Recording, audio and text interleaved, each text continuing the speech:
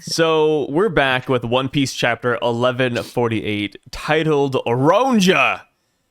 In the cover page, Yeah. we see Yamato bringing Kawamatsu's hat to Kawamatsu, who is currently in Hakumai. Ulti and Page 1 are joining Yamato's journey, and that's it. Pretty simple. I like the fact that we do get the notion that Yamato said yes to Page 1 and Ulti, and I love their fits. They got decked out in Wano gear pretty damn quickly. What do you think about all this? I mean, straightforward, nothing new. The only new part is like the text. I mean, the cover story's new, but like the developments are, you know, as we expect. I think like I was just like registering it. I mean, Speed was a part of like Kaido's crew, but it was like lower end, and she helped during the war. Whereas like Alti and Page 1 were on the other side, and so I'm curious, like, what does Kawamatsu do? Does Kawamatsu like off rip just like try to fight them?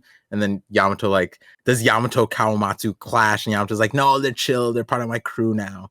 And then Kawamatsu's like, Yamato, you're restarting the Beast Pirates? What are we doing? You know what I mean? But like you see Riza's kind of chill about it, but I don't like Riza's derpy. He's not really like but Kawamatsu was like guy. imprisoned by them.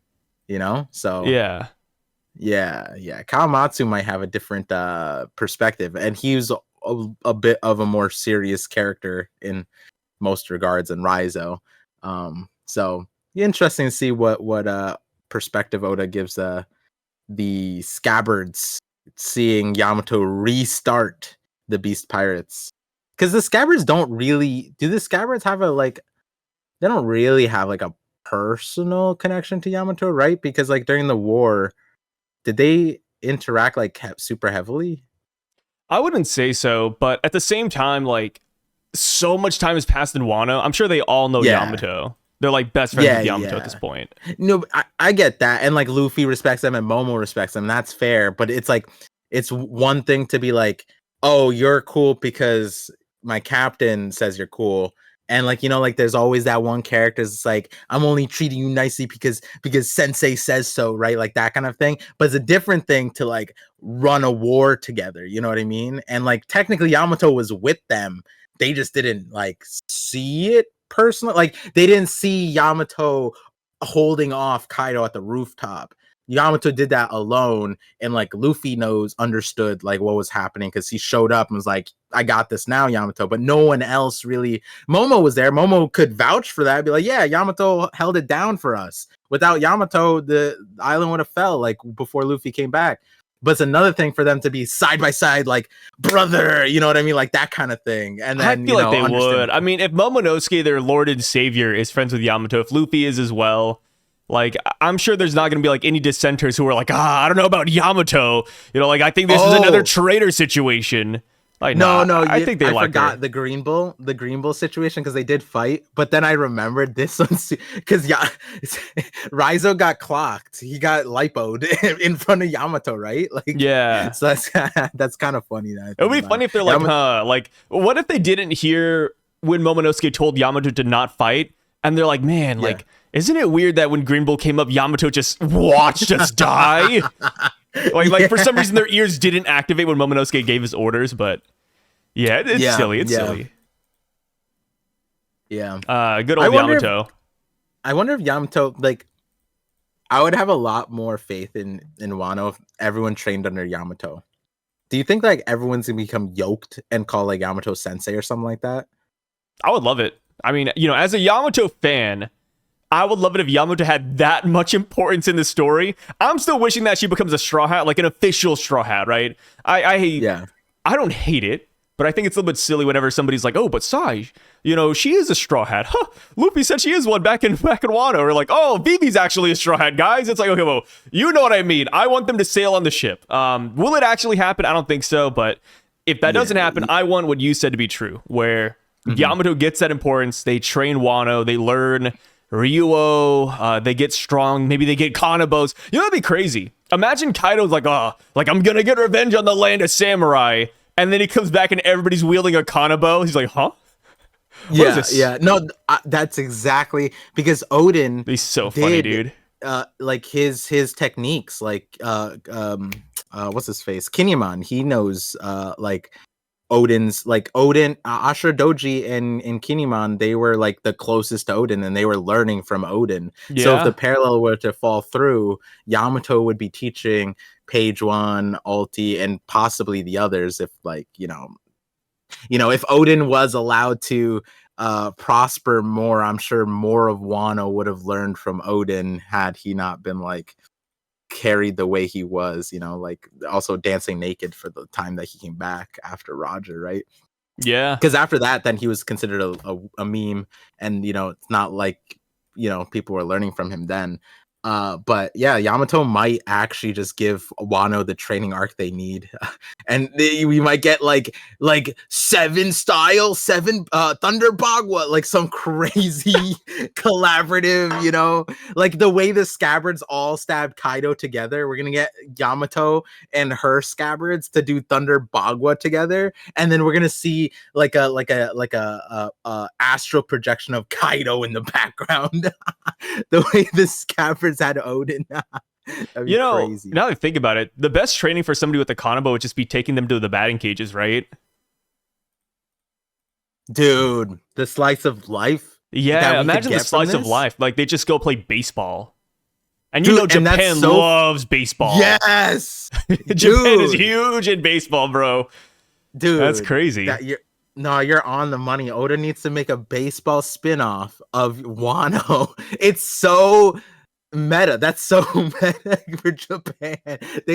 We get like a new character. It's Shohei Ohtani in Yamato's. Oh god, that'd be crazy. I just love that everybody knows who like Ohtani is. Like, he's just, even if you don't know baseball that much, you've probably heard of the name. And you're like, oh, like, yeah, Japan is on the map. Japan does have baseball. Yeah. I mean, he's straight up just an anime character in real life. Yeah. It's one of my favorite series of all time, too. Shout out to Kawamatsu, because it looks like he is the daimyo of Hakumai, potentially, right? We've been meeting a lot of scabbards who are daimyo now. So it's like, yo, like, I think he's that guy. It's pretty cool. Good for him, Prison to here. He was about to be executed when he met Odin, stuck it through. His master left him, not master, sensei, captain guy left after, so much, and then came back, started dancing naked, lost him again, went to the future, or not, didn't go to the future, stayed with Hiyori, but then got imprisoned. How did he get imprisoned again? Wasn't it kind of silly? I forget. He was stealing bread for Hiyori, I believe. Yeah, and then he got caught because he was hungry. Yeah. He got stomach diffed. This is a story from bread thief to daimyo. Wow, they should write a book about him. I feel like there are books like this already. Yeah. Just like, hey, this guy was once a simple thief, but now he's banging the queen's wife or the king's wife. Yeah. Do you think Kawamatsu has a wife? Do you think we're gonna get a little Kawamatsu? Where would he find one? On Wano? No, we wouldn't. No, he's got to date like another frog person, right? Brother, bro. Hey. Oh, I am... Yikes. Dude, I'm all about interracial marriages. Brother, I'm in one myself, but let me tell you, man, let me sit you down, brother. It works if you're a different race, but it doesn't work if you're like a different species, right? Like, I can't imagine anybody wants to date Kawamatsu and they're human. Like, I think Kawamatsu has to go to like Fishman Island for some action, you know what I mean? What do you... There's so many hybrids. What are you talking about? Everybody but should there be hybrids? Yeah, I know there's hybrids part, but should there be hybrids? Okay, don't get me wrong. Okay, you're gonna need to fight Ripley, Scopper on that this makes one. sense. Scopper and Ripley makes sense, right? And then a lot of other hybrids make sense. Three-Eyed Tribe, they get around. Sure, long arm, long leg. Yeah. But like, we're talking about like fish to person now. Yeah. Like, this is a little bit crazy, is it not? I mean, I think it's only crazy because, like, Kawamatsu's the dude, right? So, whereas dudes, it, to walking anything that has a hole and walks like is game for dude, right? So like that was the thing. Sailors would just like look at dugongs and seals and be like, that shit was a girl, bro. They'd be so strung out, so dried up, months on the water. They look at fish and think that's a mermaid, right? That's kind of the theory of how mermaid lore started off. People start hallucinating at fish and be like, yeah, I would do it, not even hesitate, right? So that's, I think, the only weird part is that Kawamatsu's a dude. Other than that, I think it's pretty standard, right? Like it's standard for it's all of the eons. Maybe. And maybe there's one girl out there who listens to the what Disney princess is it where they kiss a frog and the frog becomes a prince? There's something like that.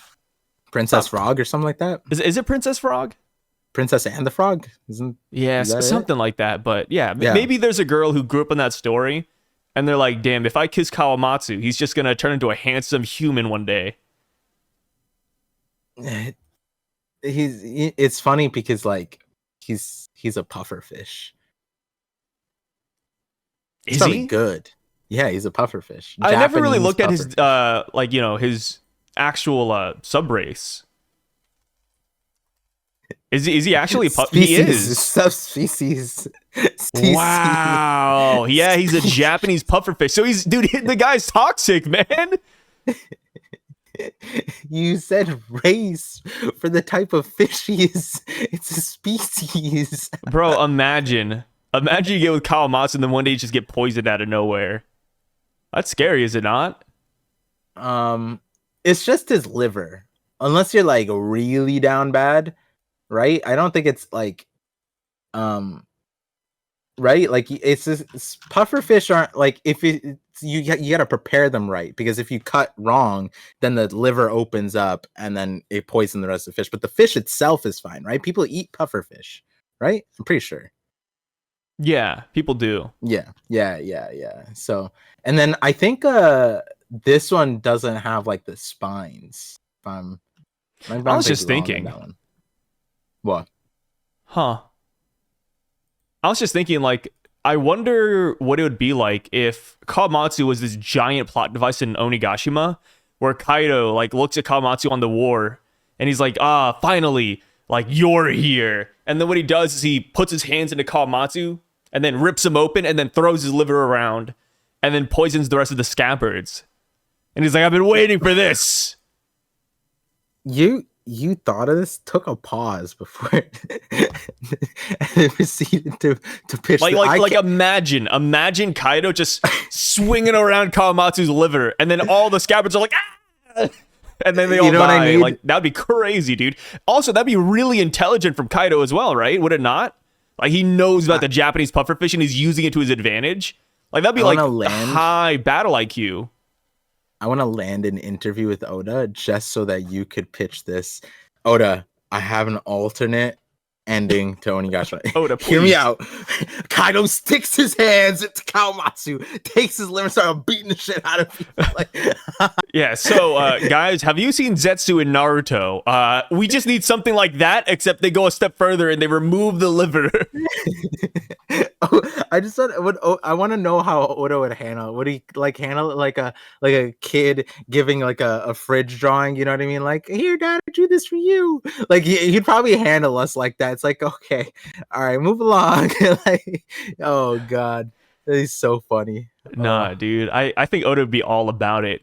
He'd probably be like, yeah, you know what? I never thought of that idea, but I'll use it next time. Yeah. He'll use it in Oda. One Piece Kai. The One Piece Kai, yeah. Yeah, rewrite that section of it. So, when it comes to Kawamatsu, do you think he will have any giant problems in his town? Like, do you think there's gonna be like kidnapped women? Do you think there's gonna be like a mole people problem? Do you think he's like researching something, maybe messing with the ancient weapons? Do you think he maybe has another beast pirate in his ranks? Like, maybe he's not gonna be shocked about Ultium Page 1 because we get there and then boom, he's best friends with Sasaki, who's another weird hybrid thing, right? Is Sasaki a hybrid? Let me see.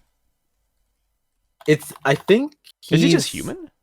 Oh no, he's a fisherman. Yeah, blue Yeah, spine unicorn fish. Yeah, dude, Kawamatsu and this guy, they're both fishermen. They could throw back some mean Modelos, right? yeah. They revealed we didn't know what kind of fish. Like it was a theory, I think, but It was a yeah, theory, and then they confirmed it.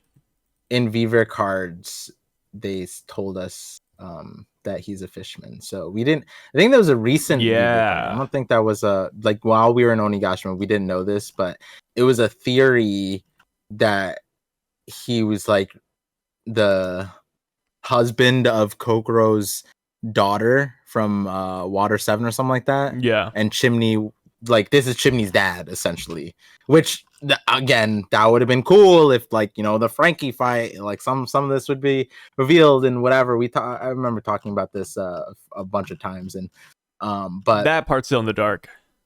yeah, that part's still in the dark. It's also one of those things where like it doesn't really matter. It would have been cool if like there was a small thing, like you know, uh, no, I mean there's no point in bringing it up. But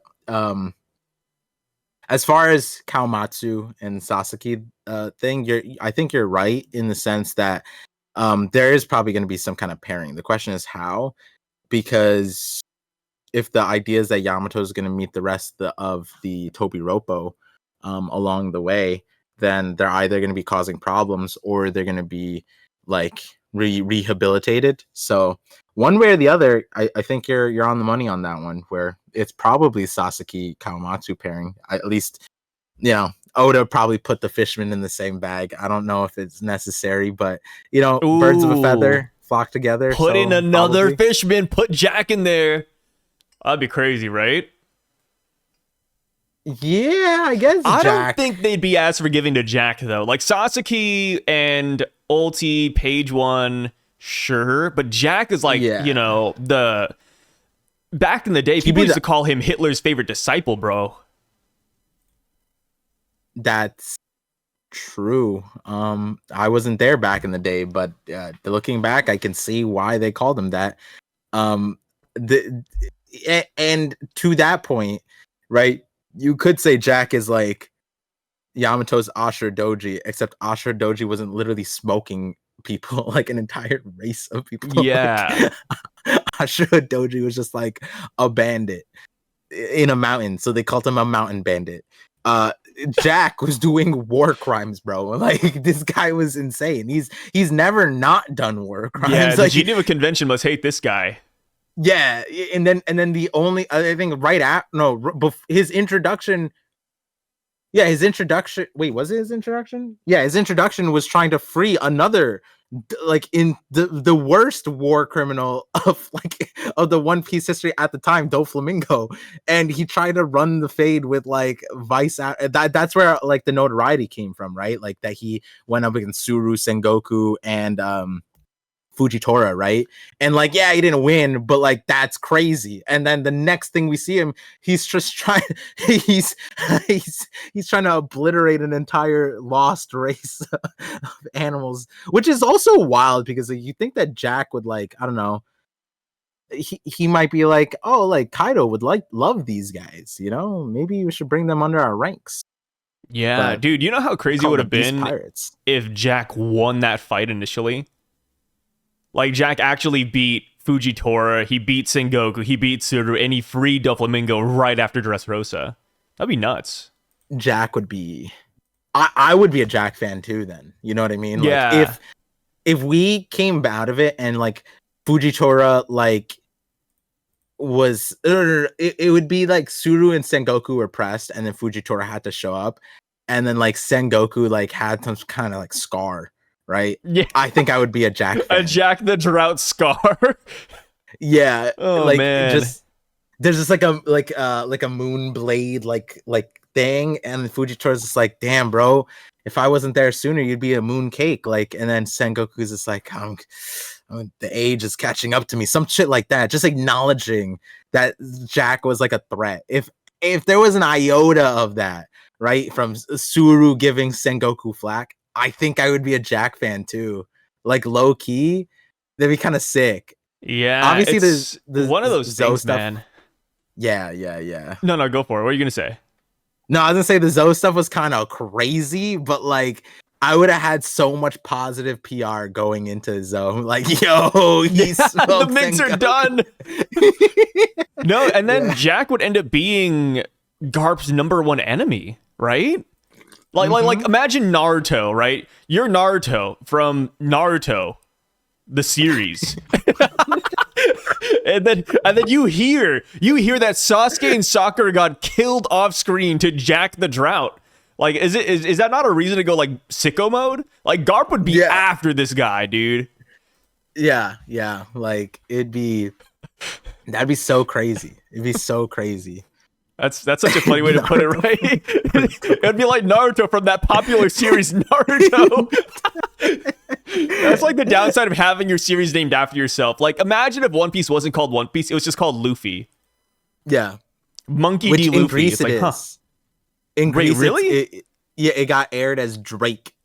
Which was okay. Yeah, and so Drake was Luffy's name because they just auto-filled the D and just said that it was meant Drake. And so what if they know something? What if Oda's like, we gotta destroy Greece? They know about the D. They know it means Drake. I wish that was the case, bro. Like, this Maybe is so funny knowing the truth. They aired the show Monkey the Drake and shortened it to Drake. Luffy's name is Monkey the Drake. That's what it is. Like, they thought. What if there's logic behind that? We look at X Diaz, right? X Drake, and by the end of the series, we learn that there's only 10 members of the D clan. It's like, whoa, Oda did it again. One of those honestly, situations. There's one thing that wipes it. Like, I would have maybe been like, yo, maybe Greece unironically unlocked the silliness of One Piece, right? But then when Crocus goes like, the last island, like the Pirate King made it to the last place, the red line, and that's what they say in the Greece version, when instead of Laughtale or Raftail, right? So they say the red line, and so it's like Crocus is saying that on the red line, and so it's just like, wait, what? So they made it here? Like, what's happening? It was so silly. If they didn't have that, I might have given like, oh damn, they're on something. Drake is the D. That's what it stands for. Yeah. But yeah. Man. Oh, we forgot to talk about one character that could definitely make a comeback here in Wano. Oh? Everybody's favorite, Hawkins. Hey, Hawkins was cool. Wait a minute. Have you done a poll on Hawkins? How many people want Hawkins to come back? I might do a poll today or tomorrow, just like, hey, like out of the Beast Pirates, who would you want to come back? And I think I will put Hawkins on that list. I put Hawkins, Jack, Black Maria, and Sasaki. Because I feel like it wouldn't be fair to put Kaido on there. That'd be a little bit too crazy. Yeah, I was just thinking Black Maria. Do you think? I feel like Black Maria would be a like. If there, okay. If there was a Toby Roppo to omit from Yamato's crew, which one would it be? A Toby Roppo to omit? Yeah. I mean, can I cheat? Obviously, Drake doesn't count. Drake doesn't know. I was about to say Drake. And I can't say who's. Well, can I say who's who? No, I mean, right? He's dead, right? He's not dead. Okay, you know he's not dead. Wait, but we remember the last chapter. The guy was holding his head. No, he was holding his mask. Could you imagine if it was his head? They executed him. And that's what I would do. I mean, hey, I think a lot of comics and anime and manga, they're silly, but I understand why they do it. But the whole thing where they do not kill their main villains, it's like, guys, come on. Like, if I was an oppressed citizen for 20 years and this guy was running rampant, like a month after we've defeated his boss, I would just behead him. You know, like maybe at this point, guys, we just kill who's who. Don't put him in jail. There's no rehabilitating this guy. Just kill him, please. But if not who's who, then I'd probably pick page one. Because I really like Black Maria and I really like Sasaki. I mean, I've talked about it before, but like Sasaki strikes me as one of those guys you could just like grab a nice drink with, you know? Yeah, he seems like a chill dude. The most normal beast member, yeah. Yeah. I feel like Black Maria, I feel like she might be annoying. Like I just I don't know. I mean, I feel like she's so hey, don't get me wrong. She's kind of like a prostitute. Is she not? oh, I don't know about that. I just feel like I just can't picture like a normal group that she's just being normal in and not like I don't know narcissistic. You know what I mean? So I feel like she's not a team player, and I'm just like I feel like she'd just be obnoxious to like imagine traveling a car like oh you have to take a car ride, a carpool, a road trip. Black Me is obnoxious, bro. How many like I don't bathroom know. breaks? Like So crazy, bro. Kick her out. I just had like an epiphany. She wasn't a prostitute, but she was like the one girl who was always like wrapped around Kaido. I Mhm. remember that. I don't think so. Yeah, I think which she's is narcissistic obnoxious. with her own people, but Yeah, amongst her peers and cohorts, I think she's normal. maybe. I'd like to see it. Let's see it, I hold Yamato. out Let's see what hope. happens. Do you think that she starts because like there's a world where uh Oda continues like the character profile would be like latches onto power type of thing, and so it doesn't matter guy or girl. So like Yamato, do you think that she treats Black Mirror would like treat Yamato the same way she treated Kaido, I like think to so. be closer to the power? I Yeah, mean, Black Maria kind of has a tattoo of Yamato, right? Like the tattoo on her back says "strong women." So like, yeah, I mean, the minute she sees Yamato, I you bet know she'll be what? like, "Whoa," you know? I I rethought respect that. everything. Let's see. Let's. I'm okay with Black Mirror joining Yamato. I Love didn't see Black the Maria, full man. vision. I'm gonna be honest. Completely forgot how she latched onto Kaido and now how Yamato's Kaido. Um, that It's not bad. sounds like a great time. So who would you omit then? Uh, It's tough because I like page one too. You know, page one, I think bad showings all around, but I really loved his first introduction in Wano. Like fighting mhm, Sanji, going hybrid. Like I thought he was pretty awesome. yeah. But Mm, unfortunately, we met more awesome Toby Ropa members. yeah. So, what's his face? Toby Ropo. I think we listed. Yeah, it's just this is amongst these, right? Drake doesn't count. Page one or Sasaki. Oh yeah, when I asked the question, I completely forgot that like I don't know why I thought there was more. Yeah, you thought there was more than like maybe five of them because we can't include Drake. Yeah, I don't know why I remember thinking that there was more, I but mean, then how about yeah, this? You can bring in Hanafuda if you want. their dad. Yeah, bring in Hanafuda. Yeah. Like we could have like the Beast Pirate All Stars. Bring in Hanafuda. Bring in what Doflamingo, Caesar Clown. Okay, no. Now we're just getting too silly. This is too much of a Yeah, tangent. yeah, Back to the main topic though. We're almost done with Yamato's cover page story, right? It's just yeah, Hakumai and then Ringo, and then we're good. yeah. I was thinking. I was gonna bring this up. I was thinking like obviously Oda told us the ulti page one dad thing beforehand, Yeah. so it's like what kind of setup? Why did Oda want to preface the story with that? And maybe there's a world where we start like I don't know how because it's a cover story.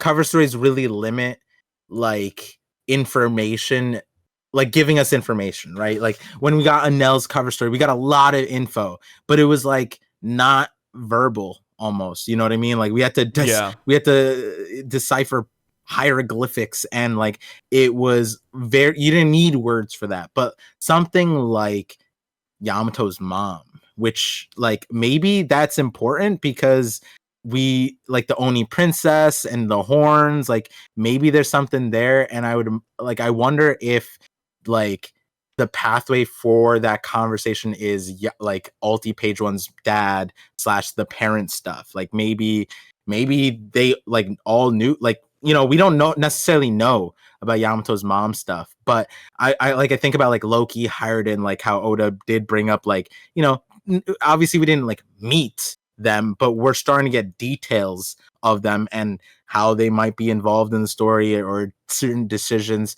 And I kind of, there's always been a question like where Yamato's mom is from. So I maybe there's a world where we get that info from this, from like a little bit. Maybe we get like I'm thinking like in Vegapunk's thing, we had like Sussie's back shown to us, you know what I mean? Something like that. Maybe we get a flashback of Alti Page 1's dad. Yamato remembers them, and then it's like Kaido, their dad, and then like the moms, and then we don't like really register it's the moms, but like, you know, someone will theorize, oh wait, is that Yamato's mom? And then a whole, you know, so like I was thinking maybe we get something like that in the cover story, like a flashback of Kaido, Hanafuda parents, like the crew back then, you know, like something like that.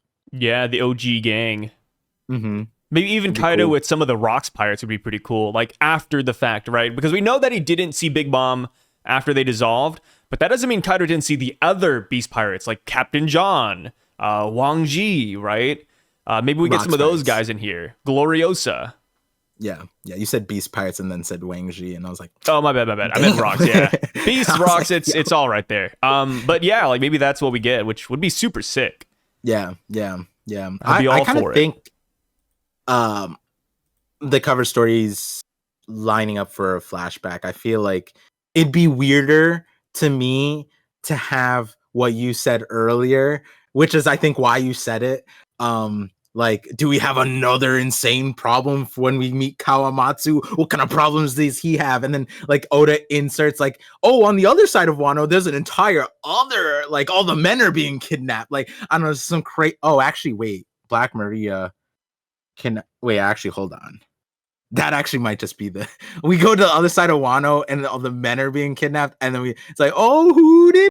And it's Black Maria, right? Like that does kind of just make sense. But, in my mind, I'm like, surely Oda isn't just gonna do the same thing again on the other side.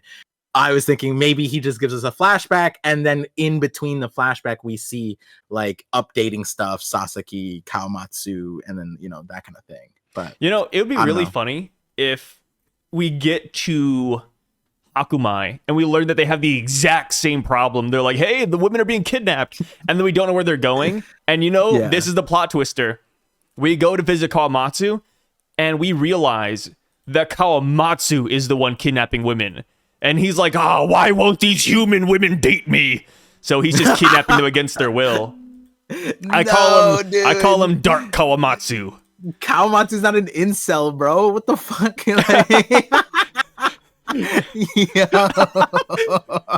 Maybe that's it though, right? You told me this theory in secrecy, but I'm revealing it here, Part. This is yours. This is your Dark Kawamatsu theory. From prison cell to incel. Kawamatsu story. Like, he's just got women lined up non-consensually. He's just kissing them so that he can become a prince. Maybe that's the thing. He's like, one of these women's gonna turn me into a human. He's not a frog, Okay, Part, he's not a frog to you, but to me, he looks like a frog, all right? Just because his mom told him he's a Kappa doesn't mean he actually is. That's such a funny thing. Oh, we can't let them know we're fishermen. We're actually Kappas. And it's like... The funniest thing is that I remember how strong the messaging of his mom was. It was so strong, in fact, that I never knew he was a fisherman until actually today. I'm not gonna lie. Yeah, I know. That's why when you mentioned Fishman earlier, I had to look it up on the side. I was like, wait, what? Kawamatsu's not a Kappa? Yeah, I was so confused. I don't call you out. It was just like, okay, the way Sai's talking right now, it's like he's saying that there's not convinced. A Fishman, not a hybrid. So I smoothed it over Sai. He's a puffer fish. Hey, it makes sense to me, brother. Yeah, the messaging is so strong. Yeah, that mom, like the Asian mom, convinced you think I'm about to go against his mom after Mother's Day, Par? Come on. What kind of monster do you think I am? If the mom says that he's a fish or a kappa, then he's a kappa. Oh God! At this point, like there should be kappa people, right? Like it's not that crazy to think that like I wouldn't be surprised if Scopper Gaban added kappas to the list, right? Like it wouldn't be that crazy. But yeah, as far as Kawamatsu's incel arc, Ono would be so insane for that. Oh god, That'd be pretty funny though. I mean, it wouldn't be funny for the people being kidnapped, but I feel like as a reader, we would get a good chuckle out of it. Yeah, I feel like he starts the brothel up again. Yeah, no, that's what I was saying. Like, as weird as it sounds, like it to me, it's weirder that Who's Who was behind like kid because there was no function for it. He just wanted all the women. Like there was no explanation of like why or what reason selling them. Like, you know how expensive it is to feed all these mouths? Like bro was just wasting money, right? Whereas Black Mirror has like an operation, like she has the red light district, right? Like there would be a purpose that would make sense. And then you even gave Kawamatsu's like no one's dating me, right? So it almost now that I think about it, it almost makes more sense to redo the same storyline just with the other characters, Kawamatsu and Black Maria. Oh god, we land in Kawamatsu's thing, and you know what? All the men are disappearing because of Black Maria, but they blame it on Kawamatsu because he thinks like they think that he wants all the women to himself. So they're like, that damn fishman killing off all the men, blah blah. Meanwhile, it's Black Maria in the background. Oh man. And then we find out it's not Black Maria in the background. It's Black Maria in the foreground. She is Kawamatsu's Orochi.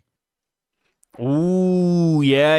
We're gonna have like a whole ass conspiracy. I don't know how the hell Oda's gonna do this, by the way, because of what we said earlier. We were like, yeah, by the way, Oda is really limited because he can't divulge too much information from these one panel things.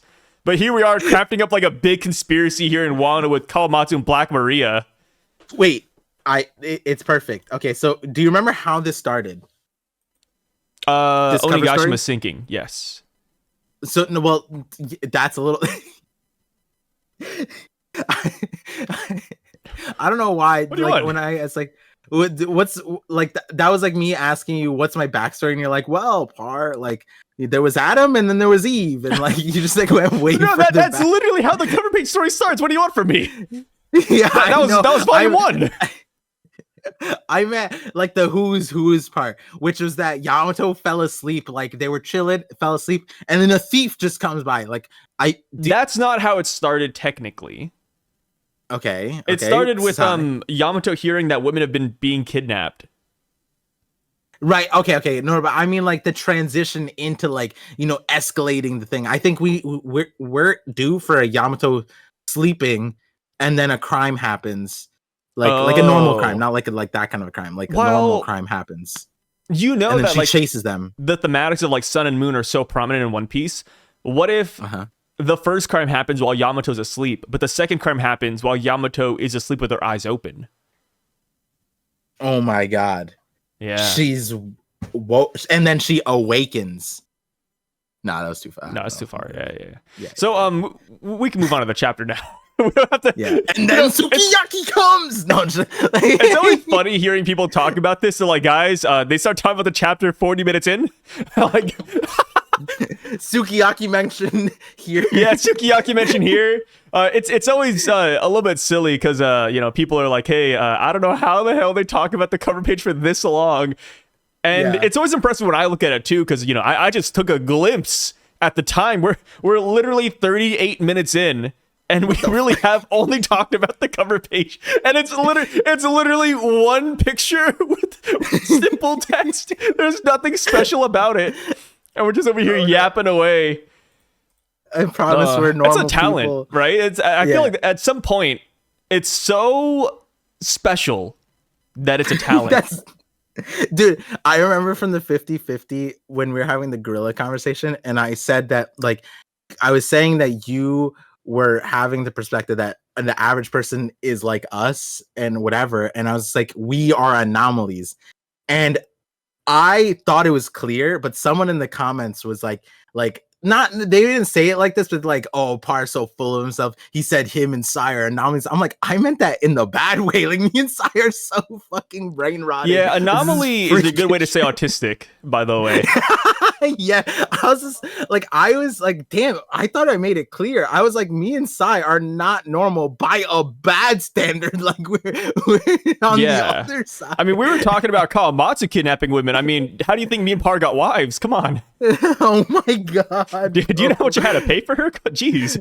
Dude, and then I think Par is still on layaway with that one.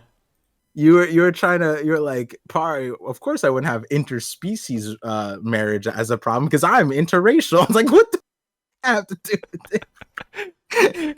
Yeah, so anyways, on to the chapter. First page. I will admit, I was absolutely shocked by the fact that Ronya, the translations go in between the two, but Ronya, well, I'll go with the Ronya. I was shocked that Ronya took center stage in this chapter because last week I was bashing the hell out of her. Isn't that crazy? Like, I was tier listing the kids and she was at the very bottom. Hey, and here she is. Shit out of her. Context, please. Yeah, I was hating her. There we go. Okay. And off of this chapter, I still disliked her. It's crazy. My opinion has not changed, and I've seen some people don't like it. They're like, oh, Sai, like he's hating on kids. I can't believe it. He hates Ronja. It's like, yeah, I do. There's nothing I like about her, man. Like, I hated her last week. I hate her this week. And I remember reading the spoilers for this chapter back, Wednesday, Tuesday? And when I was reading the speech from the spoilers, I tried my best not to laugh. It was tough. Yeah. I think I deserve a medal for that. I don't know about the spoiler stuff, but like I dad, whatever, like the cuteness fell on me. But then you sit back for a second, it's like, damn, bro, they messed up with her. Like they did the wrong. She's like, everyone's gonna hate if the library burns down. It's like, wait, what if you die? Like, wouldn't they hate that too? Like, I'm just like, bro, what are they teaching this girl? Like, she doesn't value her own life, man. She's adorable, sure. But I would immediately be like, we need to sit down with her. We need to have a PTO or not PTO, PTA. we gotta have a meeting here about this conversation. I almost wonder, self-worth. Based off of what she says in the chapter, do we know what her nightmare was? Did they ever tell us? We didn't see her specifically say anything. Yeah, I feel no idea. I feel like she got like, even Killingham kind of ignored her. Like what I mean by that is like, you don't have to feel bad about bashing her. I feel like Killingham looked at her nightmare and was like, I can't use this shit. Like, what is this SpongeBob ass character, bro? Like everyone's gonna hate the library burning down. What kind of fear does this girl have? Like, she's gonna draw a blank page? The fear of being worthless. Like, yeah, fear of being alone, worthless. It's like some kind of that might be a crazy. Imagine Killingham brings her nightmare to life. It's just a blank page, like drawing. Ange asks her, "What is this, honey?" And she goes, "Nothing." And then like Killingham unironically brings the void century. Like her nightmare is the void. Oh man, Emu just like screams into the abyss, "Joy boy!" Like just some random thing, So. I will say too, it was kind of funny reading the spoilers because they got the name of the kids mixed up. Initially, the spoiler said that this was Ylva doing the whole speech about the library burning down. Like they really like twisted who said what. And even when I thought it was Ylva, a character I enjoy, I still thought the speech was really dumb. So that is how you guys know that I am like a certified Ronja hater through and through. It's true and blue, right? Like I didn't like the speech. I didn't like Ronja last week. Like that's just how it is. No, it was the spoilers' fault. I don't know how. Yeah. I think they just got the characters mixed up, to be honest. Oh, okay. Because I'm looking at it. The speech has none of Ylva on here, so the only thing, like you said, I think they just mixed up the characters, which is wild to mix up the great great granddaughter of Yarul and Ronya. It's kind of blasphemous, right? Because they look so different too. Like Ronja reminds me of Chimney from Water 7, which I hate Chimney. which I think is like one of the initial reasons why I looked at Ronya and I was like, okay, this is not my character right here. But yeah, Ronya's walking off the arrow, and she's saying that it's no big deal. I think this is a big deal. Yeah. Even when she goes, I'll be fine. I'll be just fine. I know it. It's no big deal. No big. And then like she's like hesitating or whatever. And then like Ronya, and then they go, come back, Ronya. It's the underworld down there. And I'm like, bro, the problem isn't the underworld. It doesn't matter what's down there. It matters she goes splat. Like, like but here's even the in thing, the though, TCP like translation, I was just like, huh? Like, nah, that's dude, what they're worried about. Forget that. Forget the going splat part. If she survives the splat, then the underworld will kill her. Like the animals down there, my God, dude, they're gonna mangle her. Which I also don't really fully, because I remember having this conversation when we were reading TCB, was Colin frequents the underworld, right? Like the kids not know that? Like not necessarily. He did tell Makino 2.0 that like he was going up to the Sun Realm to bring up the food. So that, yes, that was the underworld. But like that, well, obviously it wasn't the snowy part, but is that not the underworld? But also, like, do the other kids not go down there? Is. I think the area where Makino 2.0 is a little bit different because it's not the snowy, hazardous area. And then we don't know like how he gets up and down. Like, what if he just has a sunstone and he simply just avoids all of it? Because there's that possibility really too. Cool if Colin was like that kid who could, like, you know, like if wherever the elevator is, wherever Makino 2.0 is, he is like, he's like Ace, you know what I mean, in the forest, and he's just like boxing monsters, you know what I mean? And like, that doesn't require that. Obviously, he's not going to be able to beat the moose and the other things that were like cracked or whatever. But like, you know, standard thing. Even Ace ran away from like the tiger. It took Ace, Sabo, and Luffy to start beating the tiger. But like, you know, maybe he can beat a wolf. Yeah. Yeah, I think it would be more impressive if Colin did it, because he's not fighting, you know, just a bear, a crocodile, a tiger. No. He's fighting like weird Elbaf hybrid animals, right? Yeah. Like the moose, for example. That was a moose, yes, but it was like spotted. It had like the crazy eyes, like sharp teeth. Like, what the hell was that? It was like a dinosaur moose. Yeah. And then we've seen a lot of we've seen some strong world animals here too, right? Like the bear, for example, with the long arms, the fish as well. That's like a super long gar. Like, we see some crazy animals here that are just straight up not normal. And if Colin, you know, goes through the underworld, like maybe if, you know, he goes to the lift, that'd be really cool. I would like that. But, you know, to bring it into the real world, this would be the equivalent of a kid walking on wood chips with their bare feet. Like that's impressive. Yeah. I was almost like, because it's hard for Colin. It's sad, not sad. Have to choose my words carefully here. A lot of like people look into. I feel like not that the pace. It's not a pacing thing, but I was saying like the situation that Oda threw the characters into, you need the top tiers to deal with it, right? So there was no like setup for the other characters to get involved, right? In this like chapter, the other giants, not just the chapter, just the dilemma in the first place, right? Like, like we talk about wanting to see the giants in their action, right? And we see like the Draugr or whatever, right? And the kids are, you know, peaceful, whatever.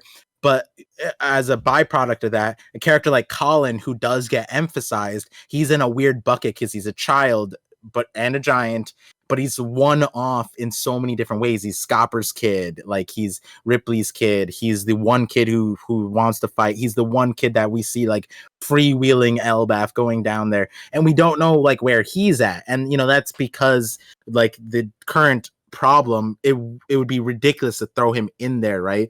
But I was like imagining like Colin, like it could have easily been that Colin, I mean, we did get a little bit of it where like when he fought like Luffy, but it's not like a fight, and that's Luffy also. It's not like the same thing. That's not a measurement. You're not measuring really there. But like Colin handling himself, right? And like I'm imagining like a Sasuke Itachi type of thing where he's just like among like a head and shoulder amongst every other kid, but we would never get that measuring tool here, right? He's in the same bucket as all the other kids, and besides that small squabble between Luffy and Colin's the same as all the other kids. We don't know what he's capable of, what he might be able to bring to the situation here. We saw him scared from Gunko, and that makes sense. It would make no sense for him to give any retaliation against Gunko. And, you know, we don't know like what kind of mentality he has here besides like the few words, the fact that he's Scopper's kid, Scopper's proud of him, you know, that kind of thing. So I am interested to see like how Oda highlights like characters like Colin here. It almost feels like Oda's going to make the kids like a little bit more interesting because he gave them like a Danganronpa. I think that's the series. Like it almost felt like the kids were in the kidnapped, but then he gives like individual like boom, boom, boom. Here's the kids. Here's small personalities. Let's put them in a fucked situation. See how they get out of it, right? And you know, and then that one kid who's like, oh, just save me instead. Like it kind of felt like that a little bit. You know, it was stretching a little bit, but I wonder if Oda is gonna give them that the share of the plot of the story to drive their own part towards like the end of the Elbaf arc, but it's kind of hard to give them that against the Holy Knights, you know, in the situation that they're at. It almost seems like they have to be saved.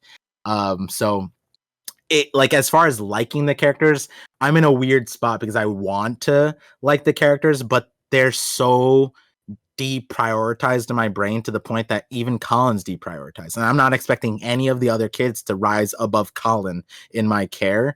So like, you know, Ronya, you know, cute, adorable. It's just weird a little bit because like I don't know how like, you know, like we don't even know if she fell like at the end of this, right? Like we don't even know we don't that. see what happens. But I'm with you on the speech part because like the speech, we talked about the weirdness of the conversation of Yarul and Sommers in the first place before this chapter. And a little bit that leaked in, right? Like, oh, just set fire to the thing and then I'll stop killing the kids. But then we also talked about like, it's not even their prerogative to even kill the kids. They need the kids to make the whole Elbaf like subservient to them. So like, it's a little weird. And then Yarul said set fire. It's like, how big is the fire? How did they like, you know, like it's just all these like weird things. So if you put all of that on top of the dialogue, it makes it, you know, it's like, it's whatever. I'm just going to read for the other parts now. So, but yeah, I'm not too mad about. I am interested though. I didn't expect Ronya to be put in this position and given this dialogue in the first place, which is, you know, cool. Wasn't my first pick, wasn't my last pick. I'm not mad at it. I think she's pretty interesting. But we don't even know her parents. Like so, like the gravity of this character it's like teetering a little bit. But yeah. Curious what the other kids do. We know about her dad, nameless guy, but we see the dad in the background, but we don't see the mom though. So it does bring up a couple questions. Yeah. But yeah, like I said, I had a tier list of kids. Ronya was just near the bottom. Like I think it'd be really cool if we got like another kid in here instead. But you know, like I said, I'll take what I get. Even though I don't like Ronya, it doesn't change my stance that I think I would save the kids though. Even if it meant like destroying the library, I think I would. No matter how I feel about Ronya, I still think it is important to protect the kids. But yeah, Ronya's a loser. Oh my god. Yarul's prerogative would be to save it, right? But yeah. The question is like the stalling aspect of it. Like they literally ask, is there anyone who could stop this, right? Like, is there anyone else around to stop this preposterous game?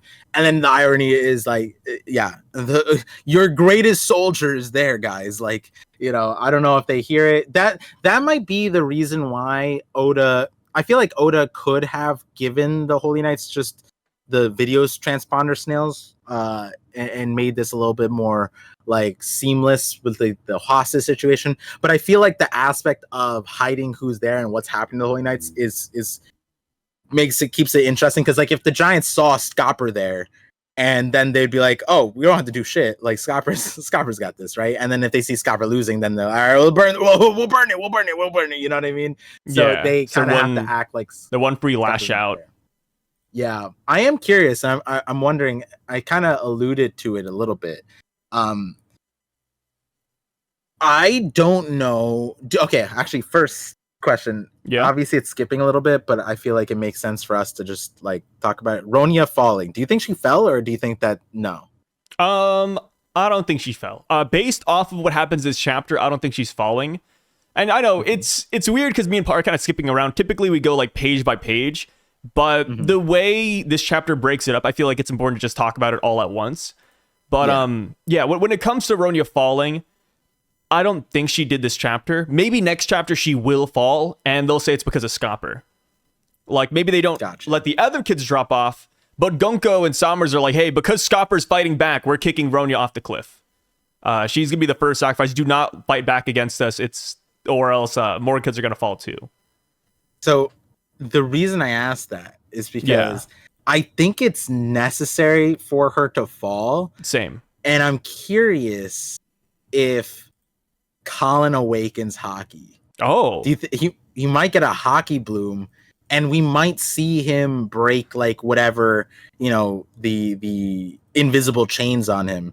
And like I could see him like it's weird because it's super like shonen. He's not the main character, but I almost see it kind of like he acts on, you know, like the will. He breaks the thing, and he still is punching above his weight class. He jumps off, saves Ronya.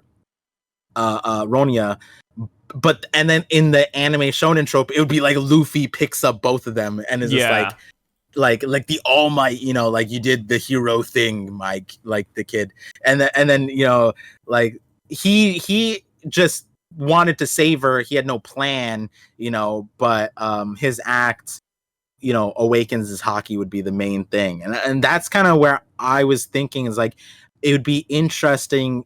You know, the reason why Oda chose Ronya over, you know, another character that maybe has more prominence.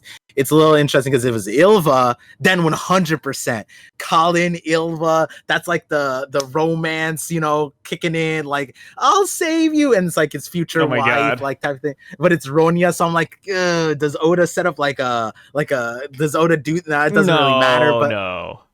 But I can see Oda setting up Colin to like get pushed, you know, and maybe awaken Haki. And that would, I feel like it fit. Like he's supposed to be like the Luffy 2.0. Like we got introduced to him literally like Luffy. And then he has the Scopper genetics, right? Like I feel like, and his dad is right there. It might not even be just Ronya. It could be like him seeing his dad get his ass, which we're gonna get to later. But like in a hypothetical where Scopper gets his ass handed to him, like, do we see Colin like go Gohan Super Saiyan? Like, I don't know, but like, it's in the cards. I feel like for Colin to have a Haki awakening somehow, seeing his like his classmates get like executed. I feel like there's something that might break in Colin, and he might like go berserk or some shit. I don't know. I 100% agree, and while I don't want the kids to be like executed, I do think that if they were knocked off the cliff, that'd be really cool in the sense that maybe this is when Luffy, Zoro, and Sanji and Loki show up. Like imagine Colin jumps after Ronya, he breaks through whatever, and they're falling, and he's like, oh, like I'm glad I saved you, you know, like you're maybe even Colin drops a line where he's like, you know what, Ronya, you're a loser, but deep down you're a warrior. Why did you say it like Trump? Yeah, it's pretty good, huh? I've been practicing, but you're a loser. Like that was it's fucking solid, dude. But yeah, like maybe that's it, right? Like maybe Colin jumps down. He declares Ronya a real warrior deep down, a brave warrior, something that Usopp wants to be. Because like I said, Ronya, she takes a stand. You know, she is brave. Don't like it, but she's brave, and. That could be the whole thing. And then Luffy jumps in and he's like, hey, you're both brave because Colin, you jumped down here and you did your thing. And then boom, the heroes arrive. And then of course, because the giants are like waiting with bated breath, waiting for the kids to be like saved or to see if they actually died, Luffy, the hero, shows up at the very end and he's like, I got him. Don't worry, y'all. Like that's just, I feel like that's just very typical, when he says, which in a good way. Zoro Sanji, I immediately recalled my blurt out. I was like, oh, Sanji, perfect. He'd be like, I heard a woman's tear, and I was like, oh wait, Ronya's not. She is 20, but she's not. That would be very problematic. A woman's tears, that goes to girls too. Like he's just looking up for them. I would accept it, but the depravity of Twitter would not. And they're very loud depravity. So people are still like, upset that Sanji looks after Bonnie sometimes, and it's like, wait, guys, come on, what are we saying here? Yeah, What are we like doing? that. You go, you see a girl, you know, about in a dangerous situation, you don't go save her because you're worried. You're like, oh no, people are gonna think I like her. Like, what the fuck, Yeah, bro? Yeah, that's it's like, not exactly his main concern right now. yeah, like be a little normal. Like that's That'd be fucking so crazy. funny though. Like Sanji's about to go save Bonnie or Ronya, and he's like, but what would Twitter think about this? but He the like it subreddit. breaks the fourth wall. I don't want to get canceled by Twitter. Like that'd be so good. Yeah. Oh jeez. Woo. Ooh, But yeah, like something like that. I could yeah, see I could that. totally see it, dude. And So like just for the record, like yeah, I think that like what I was saying earlier, like it's not that I dislike Ronya, whatever. Like besides memeing a little bit, it's not like the most hated character in the series, no, right? Ronya's not the most hated, but she's like top. She's at least like top 10. Yeah, well, for me, I'm just like, because what she's saying, I'm like, oh, she's adorable, she's a kid, right? I'm just looking at like the Elbaf, like she's just like, oh, this is what they taught me, and I'm like, bro, like this is interesting. And then for me, it's also like I didn't expect her in this situation, so it's kind of generic. Like they would have put this dialogue on any of the kids, so it's not Yeah. like personal to her yet. I want to see what's next. I want to see what Ronya does, because she's a character that doesn't feel that important. Maybe Oda gives her a little bit more importance. Like I'm trying to think of like an example of another arc where like a random character like Isa is a little bit different, right? But Isa would be the Colin in this situation, like the emphasized kid. We don't really know where Ronya stands, right? So but hey, if she leads to Colin awakening haki, immediately goaded, right? Like her bravery, contagious. I appreciate that at least is like, I wonder how many of the other Giants kids are this brave, right? Like that's another thing that, you know, I wonder what Loki would say to hearing this, right? Because from a lot of the standpoint is that the school, the library, it makes them weak-willed. But that's not necessarily the case, right?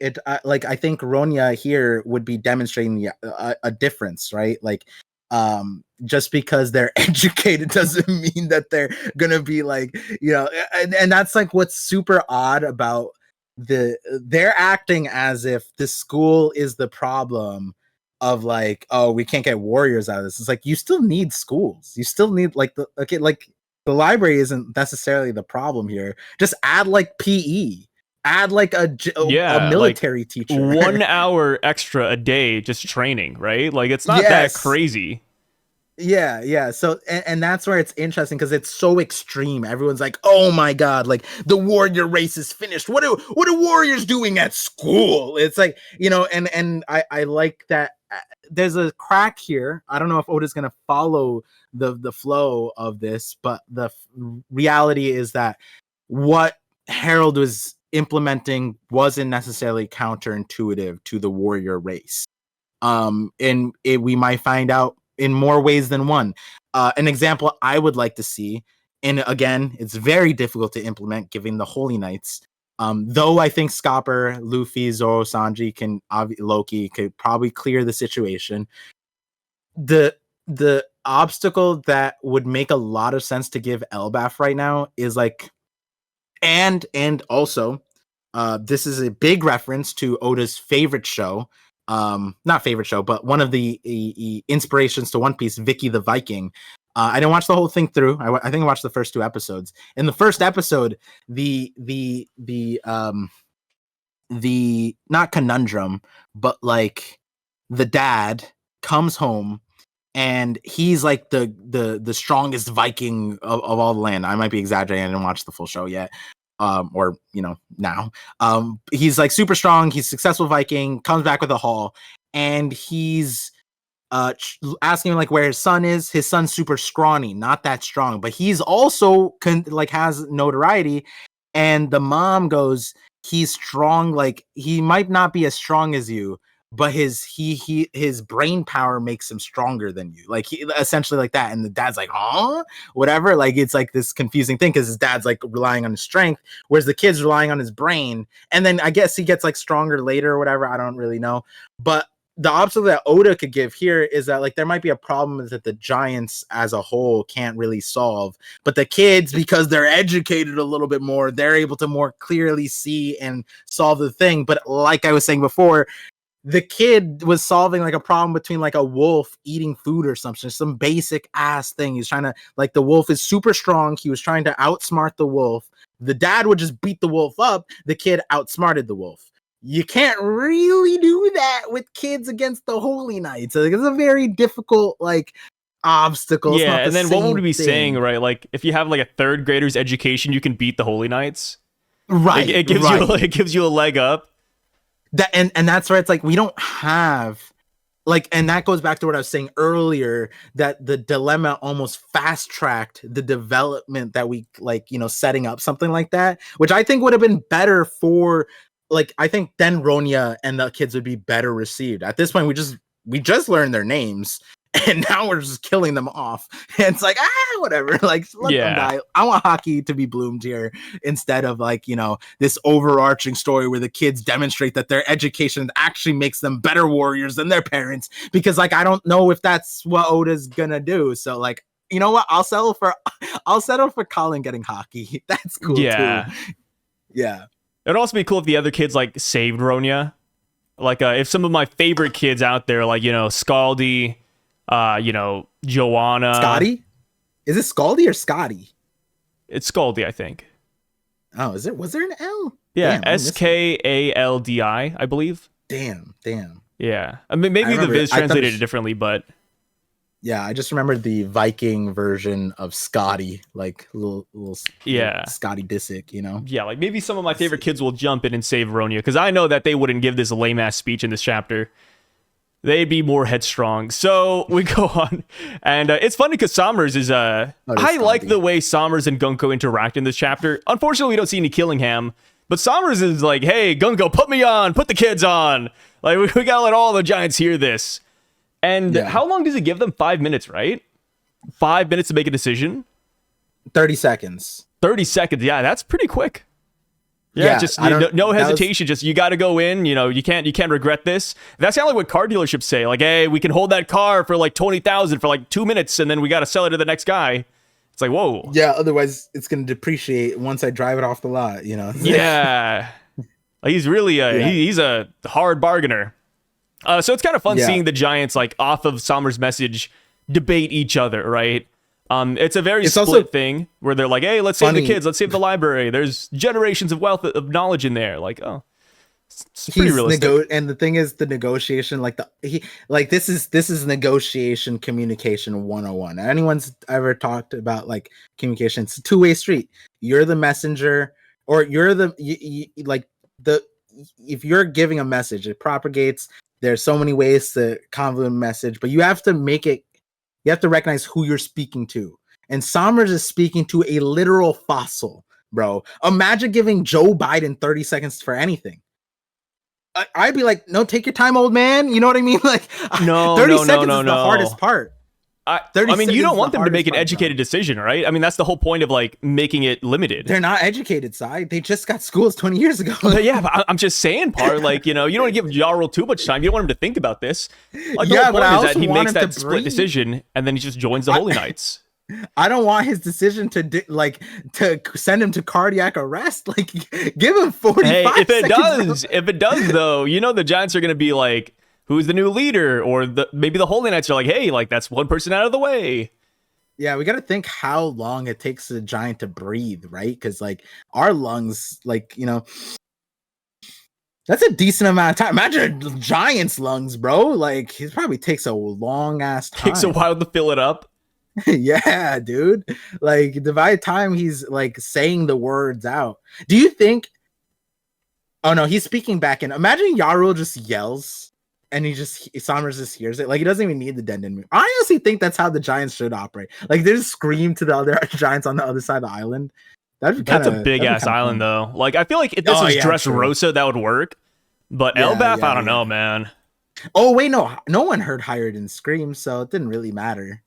I mean, Hired never screamed, though. Yeah, he did when he did the 1,000 like 10 billion pound punch, right? Yeah, He but he was like, wasn't yeah, trying to like say to the whole island. Like, what if he was just keeping it to himself? yeah. But like imagine like it shuddered and like Doflamingo and Luffy was like, what the hell was that? That would have, honestly, that would have gave I think that would have gave more credence to the Giants' power and strength than like most other things. If like Harden was like max force punching and his screams shuddered across the island and everyone's like, whoa, that's Yeah, a it just giant. shattered eardrums. Yeah, that'd have been crazy. Oh, It'd be like that'd have been Yamamoto out nuts. of Bleach, how he shows up to a fight and like everybody's mouth gets dry. Yeah, everyone just Yeah. stops. Yeah. Yeah, except for Harden, your eardrums shatter because he's shrieking like a banshee. Yeah.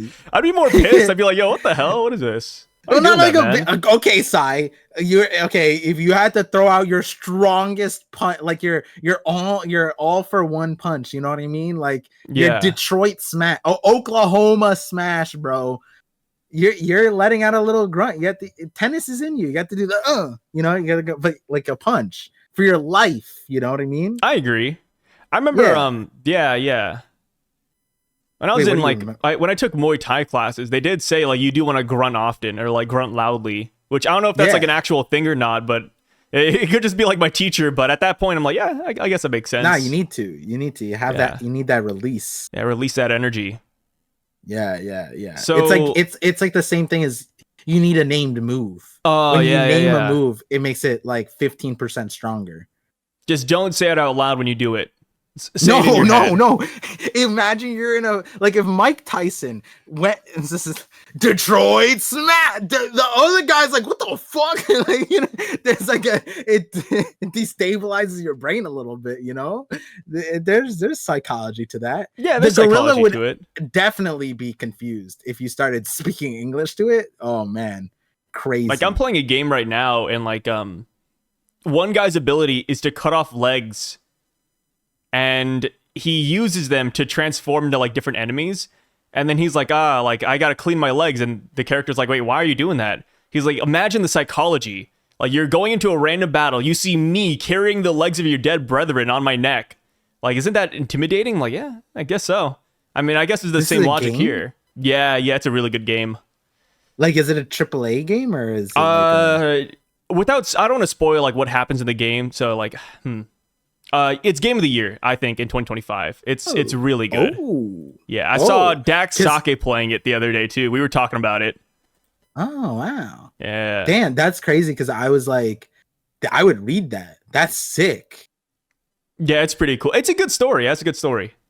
Yeah, what the hell? He carries the legs of his defeated, and then he uses he transforms into them? Yeah, so he's like a leg collector. That's so sick. That's so random.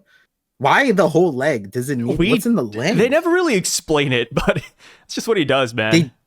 I would get if it's like knee down because then it's your calf muscle and they call your calf your second heart. So like that would be a cool thing to, but if it's a whole leg, that's interesting. Yeah, he just carries legs, brother. It's awesome. It's a unique ability. So I was about to say earlier, like, I like that the Giants are deliberating what to do because I remember I held, I think, 2 polls so far about what would people vote for. Like, would you save the kids or would you burn down the library? And both of those polls were pretty split. Not like massively, but it was like, 60-40-ish. 60-40, maybe like 55-45, like, and I think that's pretty respectable, just it shows that this would be like a real thing people would argue about. It's funny because like I think they reflected it in the chapter. Yeah, I was just double checking. But like we were talking about it. I was like the school. I mean, like, yeah, we cared about the books a little bit, right? we care like a teeny tiny bit, but yeah. Yeah, but like for me, it was the school and library gone, right? Like it's just destroyed the thing. But like they brought, will we bend the knee to them or not? Like that's what like the other Giants, like the parents, obviously they would, right? But like the conditions ain't the real issue. This is a massive turning point for Elbaf. Will we bend the knee to them or not? And then they go, you want to let our children die just to prove a point. And so like it's kind of like, the the question mark is kind of interesting because just to prove a point sounds to me like what they're referencing there isn't necessarily the loyalty or whatever, it's the pride. And was even more interesting because it's like the Elbaf would never bend the knee, and it's like more not even from like that would damage our reputation, like our pride, like we're giants, right?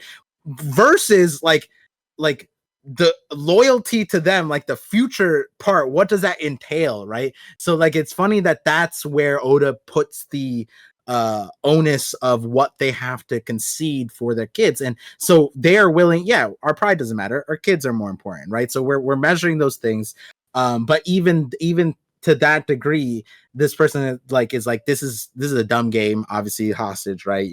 Like it's not a fair thing in the first place, but it's like they don't really care about the school and library, right? It's the after part, which again is funny because it's like just set fire to it, and he even goes like you're forbidden from moving a single book from them, and then he adds on, he didn't even need to add this on, right?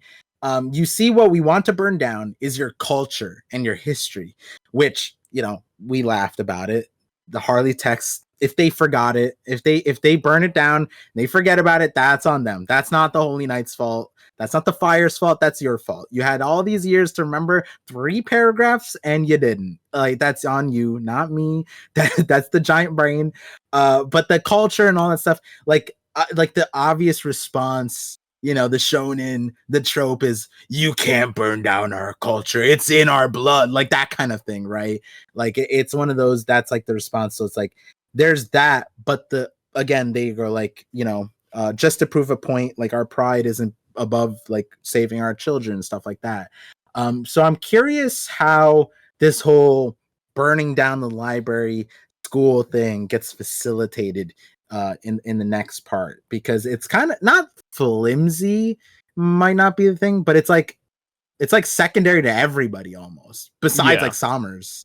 But like even when Sommers talking about it, it's like, okay, but like even if you burn down the library, you're not actually burning down their culture and you know that, Sommers, right? Like that's not the secondary here, you know that, right? Even for your mission, you need the kids for all of them to be subservient to you, so it's secondary, right? It's like, so everyone pretty much besides Robin who like personally cares about the books, you know, it's kind of secondary, which is, you know, interesting.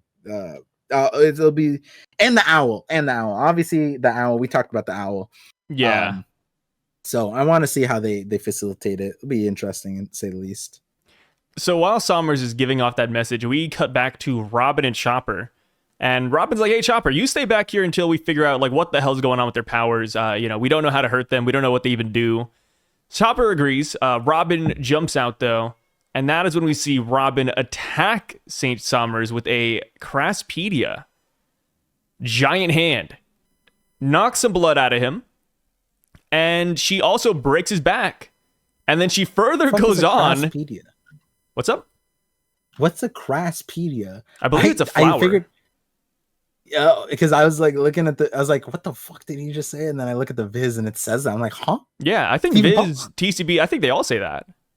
Did they? No, yeah. I don't think TCB said that. Let me see if TCB said that. Yeah. I mean, that's like her attack name, right? She said drumsticks in TCB. Wait, really? Yeah, it says CN Floor drumsticks. No way, what? Yeah. Huh? Yeah, I remember reading that too, but I have what I read pulled up. I made sure I did this. Yeah, it says drumsticks. No, here, let me go on TCB. You said they say drumsticks? Like floor drumsticks. Like chicken wings. But or drums. Drumsticks. Wait, what? Wow, that's so weird. No, OP scans in Viz says Craspedia. What's Craspedia? It's a flower. That's great. What's drumsticks then? I don't. Where the hell did TCB get drumsticks? Can I ask? Fiso wasn't in my chat during the stream, so I couldn't ask him. But I just walked by. I was like, all right, sure, that doesn't make sense, but we got 100 flower drumsticks. I thought it was because he's beating his ass. So I was like, yeah, it's. Let me double check this. yo, the way you looked at me, it's like, damn, it's about time to send part of the home. Like, Yeah, I don't know, man. Yeah, I'm just looking at it right here. I mean, yeah, it's Craspedia. Maybe drumsticks is Dang. no. I mean, drumsticks isn't correct, is it? I don't know. Like, it Maybe it's a doesn't fit pun? in with any of her other attacks. Craspedia are Billy Balls, Billy Buttons, Woolly Heads. Oh, these? Maybe because They- Craspedias look like drumsticks, that TCB went with it. Is that it? I don't know. I mean, they're just Let's like see. long, puffy flowers, so I guess it kind of looks like a drumstick. Maybe there's a type of one that is called a drumstick. Oh, They kinda- Craspedia is they're called the drumstick flowers. Wiki says Billy Balls. Yeah, drumstick flowers is like a nickname they have from like one guy named John. What? One guy named John? What do you mean? Yeah, I'm looking at a website called johnny'sseed.com. And it says the Craspedia I seeds. see it. Yeah, quotation marks, drumstick flowers. Maybe it might be like that's like an. Oh, it's also called a sunball. Huh. Yeah, Okay, Sunball wait. Craspedia is like, it's got like 1,000 nicknames here. So Wait, this is Billy so balls, Luffy coded, drumstick flowers, sunballs. What's next? though. Wait, this is so Nika coded, bro. Drumstick like meat, and then sunball, sun. Yeah, I guess. Yeah, I could see it. What the hell? What the helly? That's so funny. Bro? This is crazy. I just can't believe they went with drumsticks, though. Yeah, apparently they grow on erect. Hold on, what does it say? Born on erect, unbranched scrapes. I guess the one thing that bothers me with drumsticks is the fact that it's just one hand. Like, if there were two hands, I'd be like, okay, there we go. But just one hand. Yeah, I mean, technically it's it's like- 100 flowers, so it's like 100 hands, but it's just one big hand.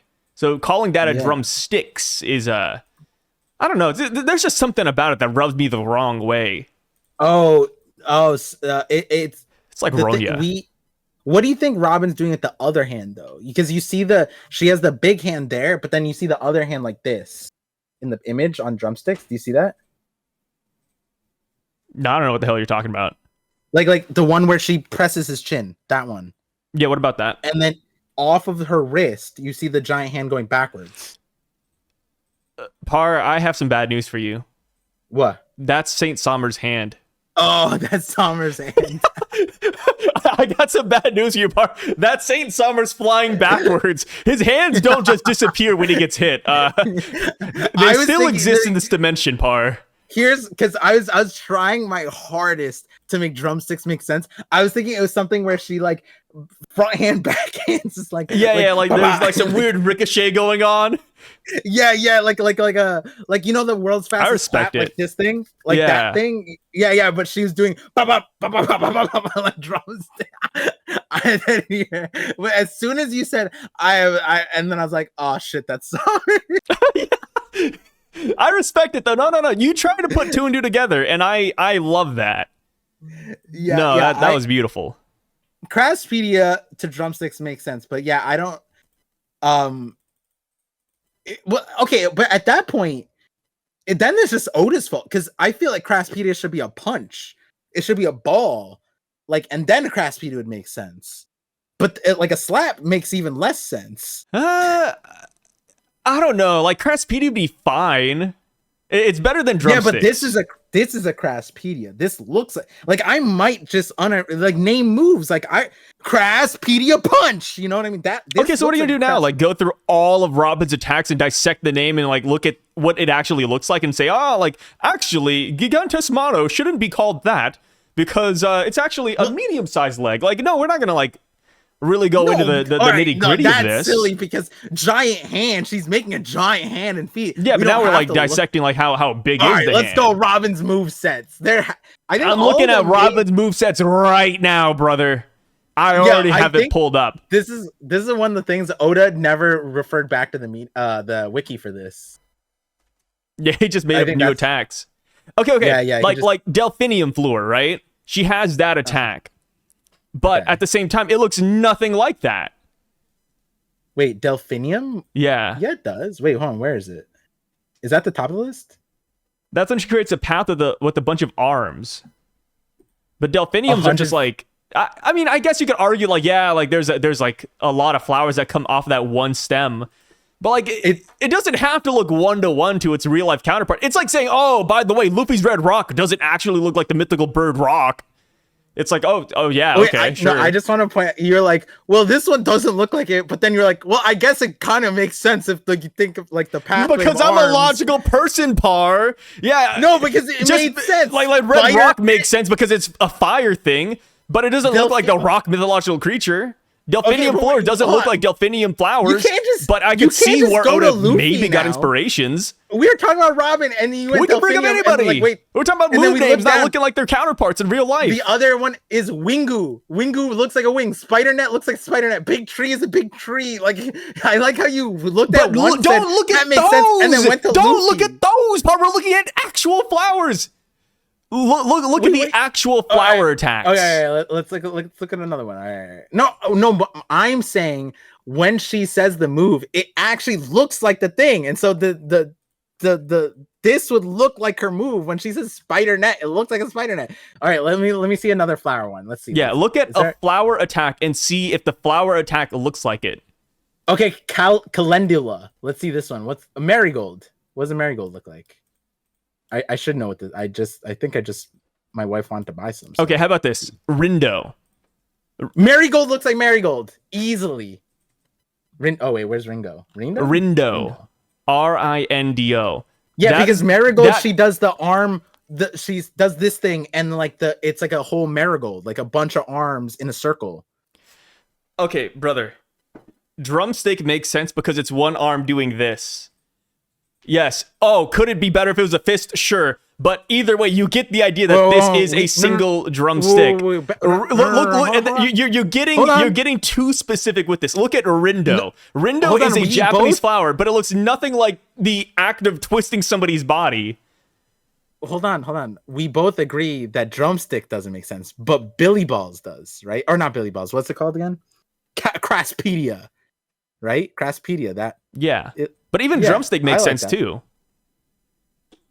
Like I could see. I mean, yeah, mine is like the plural, right? I could see why. If it was just a drumstick attack, I get it. Like, because it's just one arm doing that. Like, yeah, sure. I'm not gonna get hung up on like whether it's a palm or a fist at that point. Is what I'm saying. They're probably in the anime gonna do the thing where they like. I'm trying to think of the series that does it. Or is it Toriko? Oh yeah, Toriko. When he does the fork like the thing food and attacks. then they overlay a fork on his hand. Oh yeah, that's every disgusting. Time. Yeah. And then the spoon. He has the fork, spoon, and knife. And then they put the. They're gonna do that with. They're gonna put the flour on top of it. You know, they're gonna do that with Robin's. Do you think drumstick. So? Oh yeah. That'd be like the first time they've ever done that, Robin's though. Drumstick. Yeah, they can't do that with Luffy's drumstick. Like it would make you wonder why they didn't do that with any of Robin's previous flower attacks. I think they did it with they did it with a few. Really? They show the actual flower? With the tree, I think they did it with the tree. What tree? Like when she Diamante? I'm pretty sure in that fight. But that one was also because she was fighting in the field, right? Yeah, she was fighting in a sunflower field. So yeah. Yeah. So that one is doesn't like work with the overlay.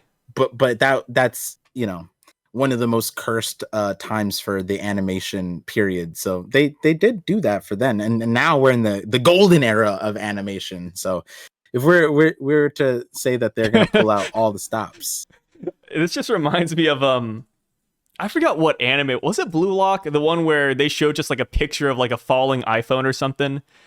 Like, it could be like that, where, like, they just take, like, a real stock image and they just put it over. Like, Robin does this attack, and they get, like, a JPEG of, like, an actual Billy Bong. It's cool. Yeah. Billy Bong, Billy Ball. Same thing. If Robin paints her nails, do you think her hands extensions would have painted nails? I think so. I mean, Oda answered the question about Robin's breasts being like popped out of being popped out of walls, and it would be her actual breast. So I'm assuming like she colored her nails, her hands would also have the nail color too. She also, I think Oda also said she could do guy girl too. Like, yeah, Oda's answered a lot of like interesting Robin questions. You know, very enabling Robin questions. Oda knows what he's doing with the Robin devil fruit questions. Yeah, he's not shy. Let's just say it's always funny.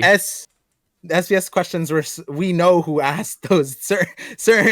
Yeah, it's always funny when people are like, like there's so many gooners that read One Piece, and it's like, brother, have you seen the author? I don't know, man. Like, yeah, people are always like, like why is everybody sexualizing Robin? And then in the meanwhile, like Oda's giving like the exact measurements of Robin and saying, yeah, by the way, she can spawn multiple breasts on walls. By the, you know, she can have fun with that. Yeah, and you wonder why he's giving those dimensions. Well, take no look further than Oda's bathtub. Yeah, see what's adorned on the side of it. Robin, those dimensions are very important. So, Robin comes up with the grand idea where after she breaks his back, she sends a clone after him, and she uses the clone to jump off the branch. Brilliant. You know, I love this idea. I'm glad Robin is utilizing clones more and more as the series goes on. And I really like Summer's dialogue about this. He's very, you know, for lack of a better word, he's nonchalant, right? He's like, hey, are you in love with me? Like, what's going on here? I don't want to commit lover's suicide with you. Which he does say lover's suicide, which, you know, is a kind of like a throwback, in my opinion, to Maki's tattoo, which is all about the lover's suicide. Okay, why are you smiling, huh?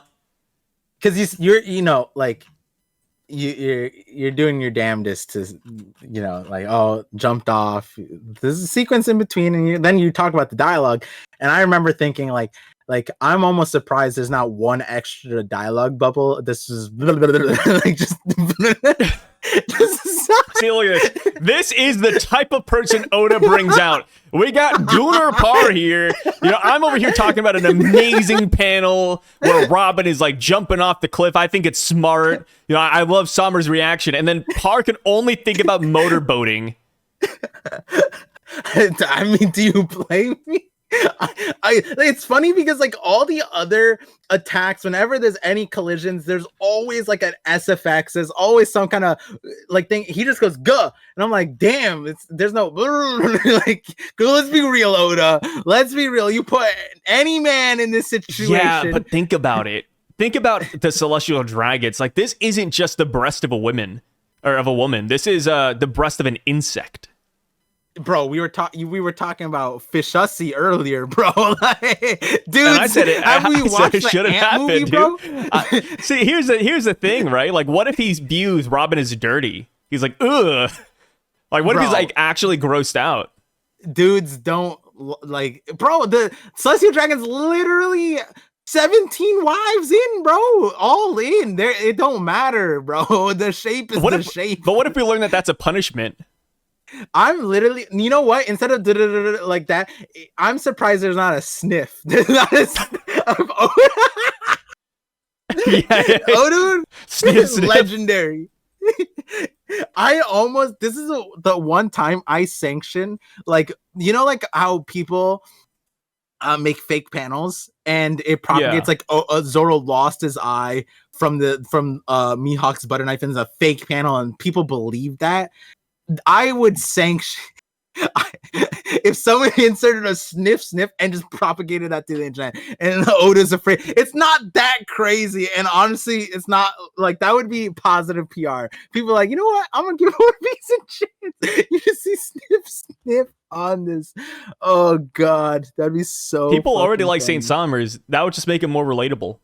Yeah, it'd be what's his face from Chainsaw Man? Denji. Yeah, Denji. I was gonna say Denji. I don't know why I doubted myself, but yeah, 100%. People are like, you know what? Relatable. Yeah, he's a man's man. Yeah. Oh god. So Summers whips out an ability that I think we've talked about before, and it's one of the main reasons why I think Summers was going to be a bad matchup for Robin, and that's because of the fact that he can just simply shoot spikes out of his body. Yeah. Right. Like he's just over here shooting him out. Robin gets punctured, but of course this is a clone. And he's like, oh, like that conniving woman, she set me up. And what's pretty cool is that Summer still doesn't really care too much about falling because he simply just shoots out a vine from his stomach. And it just attaches to the tree. Pretty sick moveset. Stomach. And I kind of beat around the bush and I skipped this part, but he does regenerate too. Like after they break his back, he just pops it back into place. So he's a zombie, just like Gunko.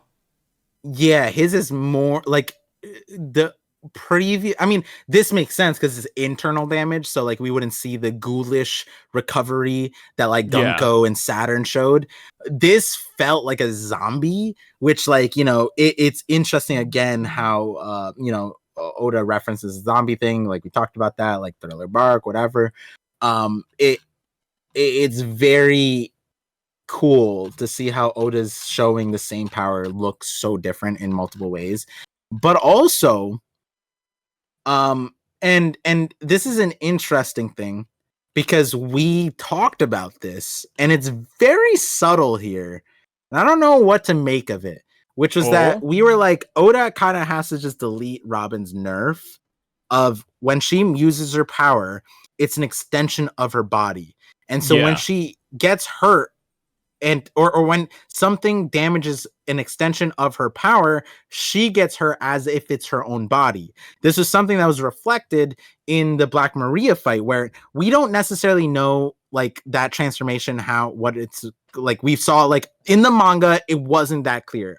I know I like the anime, whatever, like we could take that and say like, oh, this is exactly how it's supposed to be. I'm sure Oda will give us more details on how it's supposed to be. But regardless, no matter if it's a clone or Robin itself, the fact is that Black Mirror is like, oh, it makes you a bigger target. And here, Sommers like kills this clone. Like there's no survival. Like this is a actual full body, punctures it in multiple places, and it doesn't look like Robin took any damage as a result of that. Thank God. Is really interesting because that was exactly what we said needed to happen very soon, is that if Oda wants to elevate Robin to this level, he'd need to like sneakily draw us away from that recoil, which like in this instance, Oda kind of did like the Naruto thing where it's like it's not shadow clone, it's petal clone jutsu. Like it's like it just dissolves into petals, which like cool, that's awesome. Like she didn't take damage because actual petals, but if this was Robin of the past, she would have taken damage here, which is very interesting. Or like I don't even care for her to be like fully damaged, but or whatever. Like it's interesting that there's no acknowledgement, like no tinge, no nothing.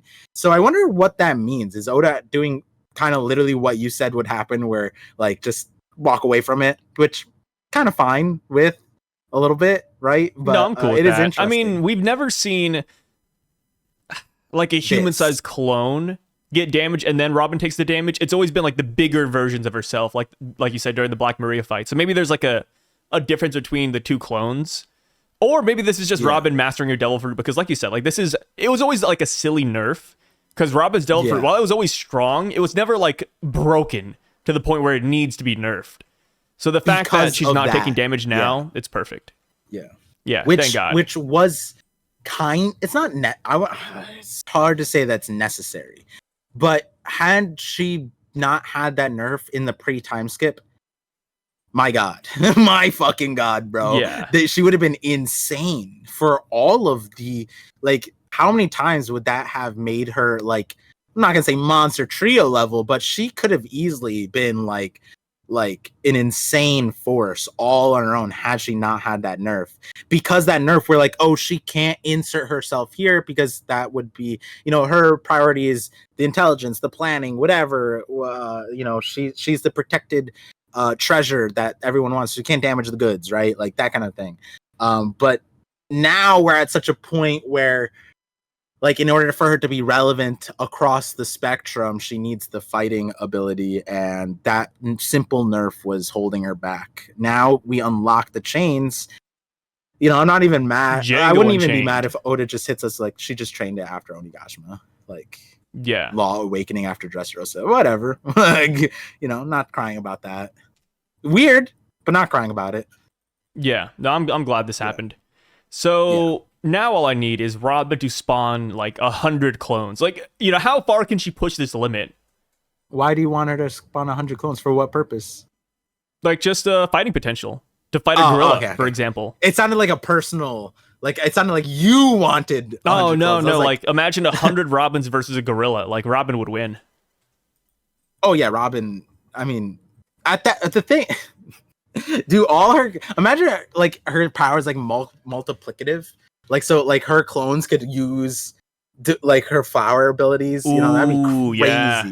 Wait, Right? there Like, is a realm. So we don't know how her clones work yet necessarily, because like you said, we don't get like the breakdown arc by arc, like how their powers evolved. What if she has that really stupid Tien nerf that Tien still has to this very day?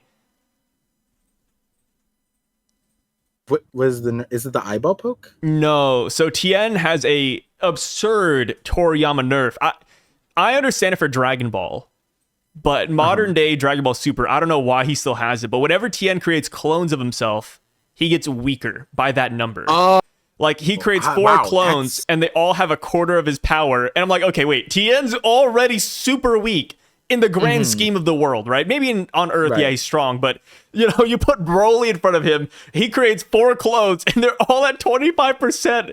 It's like, bro, what is going on? I completely forgot about that. Yeah, Wow. during the tournament of power, Tien creates 4 clones and he charges this guy and he's like, oh, like I'm weaker, but I have more bodies that he can't all hit at once. And he just keeps on running at him and gets shot. I'm like, bro, what is this? Why does he still have this in That's Superman? You could have just like erased unlocked. this. Yeah. I mean that Dragon Ball, Wild. that's wild. To this day, To this day, he has that nerf still. who did he fight recently? They're I giving him don't- fights. He fought someone in the Shout outs. tournament of power. It was like some random bird sniper who had a gun. Yeah, Like yeah, I don't even Tournament know of his Power. name, dude. I don't even think he has a name. I thought you meant like in line with Orange Piccolo. He still has like No. he got a fight and then he had that. But Tournament of Power, I remember now. Yeah, so thankfully yeah. Robin doesn't have that, to our knowledge. Like it would be nuts if we come to find out that the Robin Summers fought was half as strong as Robin. Like that would just be too much, man. Please, Yeah, that'd please be no. crazy. But yeah, some good stuff going on here. We see that Robin is up with the gang, trying to free them from their arrow bindings, but it's not working. You know, Robin whipped out a knife. The knife is not cutting. You know, if only she had haki, right? Okay. I don't even know if I should say this, but Say it. You were saying like stupid nerfs. No. Say Okay, it, Par. Say it with your chest. You think Robin's a little bit stupid? No. I That's was what I thinking like thought. Oda Better could. not. What if Oda gave Robin a nerf? Like the more she uses her, like not more she uses her power, the more like she like like Tien uses 10 clothes, divides it to 10%, Yeah. right? Each. I was like, the more expansively Robin uses her powers, like maybe her dimensions shrink. And that's why Oda has given her also like a boob size, so like her boobs shrink as she's. I don't know. That came into my mind. I was like, that'd be Dude, a what funny... is with you today? I don't know. This is like the third time you've commented It's on 'cause he Robin's got boobs. motorboated. What is going on here? He got motor. This is not me. This is not me. This Oda is so made the you. motorboat. It's just You're on my on something mind. today, Par. Yeah, it's after Mother's Day. You know, Mother's. You know, I was thinking, what makes a mom a mom? You know. Amen, brother. Big heart. So this is one of those few instances where I do wish that, you know, Sabo, Koala, Hack, Dragon, one of the revs just taught her basic armament. Because if she had it, I don't see why she wouldn't be able to cut the devil fruit rope, right? Yeah, and it's curious too because I personally, and I've made videos about this, like I think they did give her haki, but like it's like Wano, because like Koala, Sabo, like Sabo more importantly, they were talking about teaching her different abilities, and they're the palm techniques. One was fishman karate, and the question mark has always been like, okay, how does fishman karate work? If you're not a fishman, how do you do what Jinbei does? How do you do, like, she's not doing the jujutsu, but the karate, like they gave us an explanation, like a pre-time skip explanation, but when you actually look at the abilities and Rio, very, very similar, to the point where why would it be that crazy to think that, like, you know, they developed a similar intrinsic version of Rio, where it's like that we saw so many versions of Rio, and the one that Luffy had to learn was the internal, like, internal explosion one that works very similar to how Jinbei, you know, explained the karate, fisherman karate working, or his brick break specifically. And they taught Robin that. And the other side of that one was Sabo. Sabo had the dragon fist, like it's a wind, it's always been depicted as like a wind technique. And he said he was gonna teach, or he's like, Rob, you want to learn that one or this one? So the fact that that was an option means it's like, okay, wait, so like that means it, like, one, that they thought that Robin could do it, but also how are you able to do that? Is that just like an advanced, like a different form? And saying advanced hockey in this sense is interesting, but it'd be like Wano skips a step, and it, like, it is advanced, but like to them it's basic, right? It's like that's their more basic form. So I think that she does have it, she just doesn't know how to use it like this, like proficiently. She would only know how to use like palm techniques, which obviously wouldn't really work here for this thing, but maybe this is a way she learns it. I don't know. Like, I am like, these are small ways that like maybe the Straw Hats like end up learning a little bit of hockey. I don't know. I feel like they need hockey for basic shit like this though. Right? Yeah, like, it's funny because like I flip flop, right? One minute I'm like, oh, all the Straw Hats don't need hockey, and then the next minute I'm like, maybe they do need hockey, because like the Straw Hats are all so unique in how they fight that like maybe they don't need it. But Oda has made it to where hockey is almost necessary to survive in this world, because hockey is the way to combat devil fruits, attack Logias. And it's just like, and then of course, like we'll talk about this later, but if that's also the way on how you hurt the Holy Knights, then of course you need hockey if you're a Straw Hat now. Like, it's almost like it's necessary. So to put in another like, perspective, a little bit unfortunate that Robin doesn't have it here.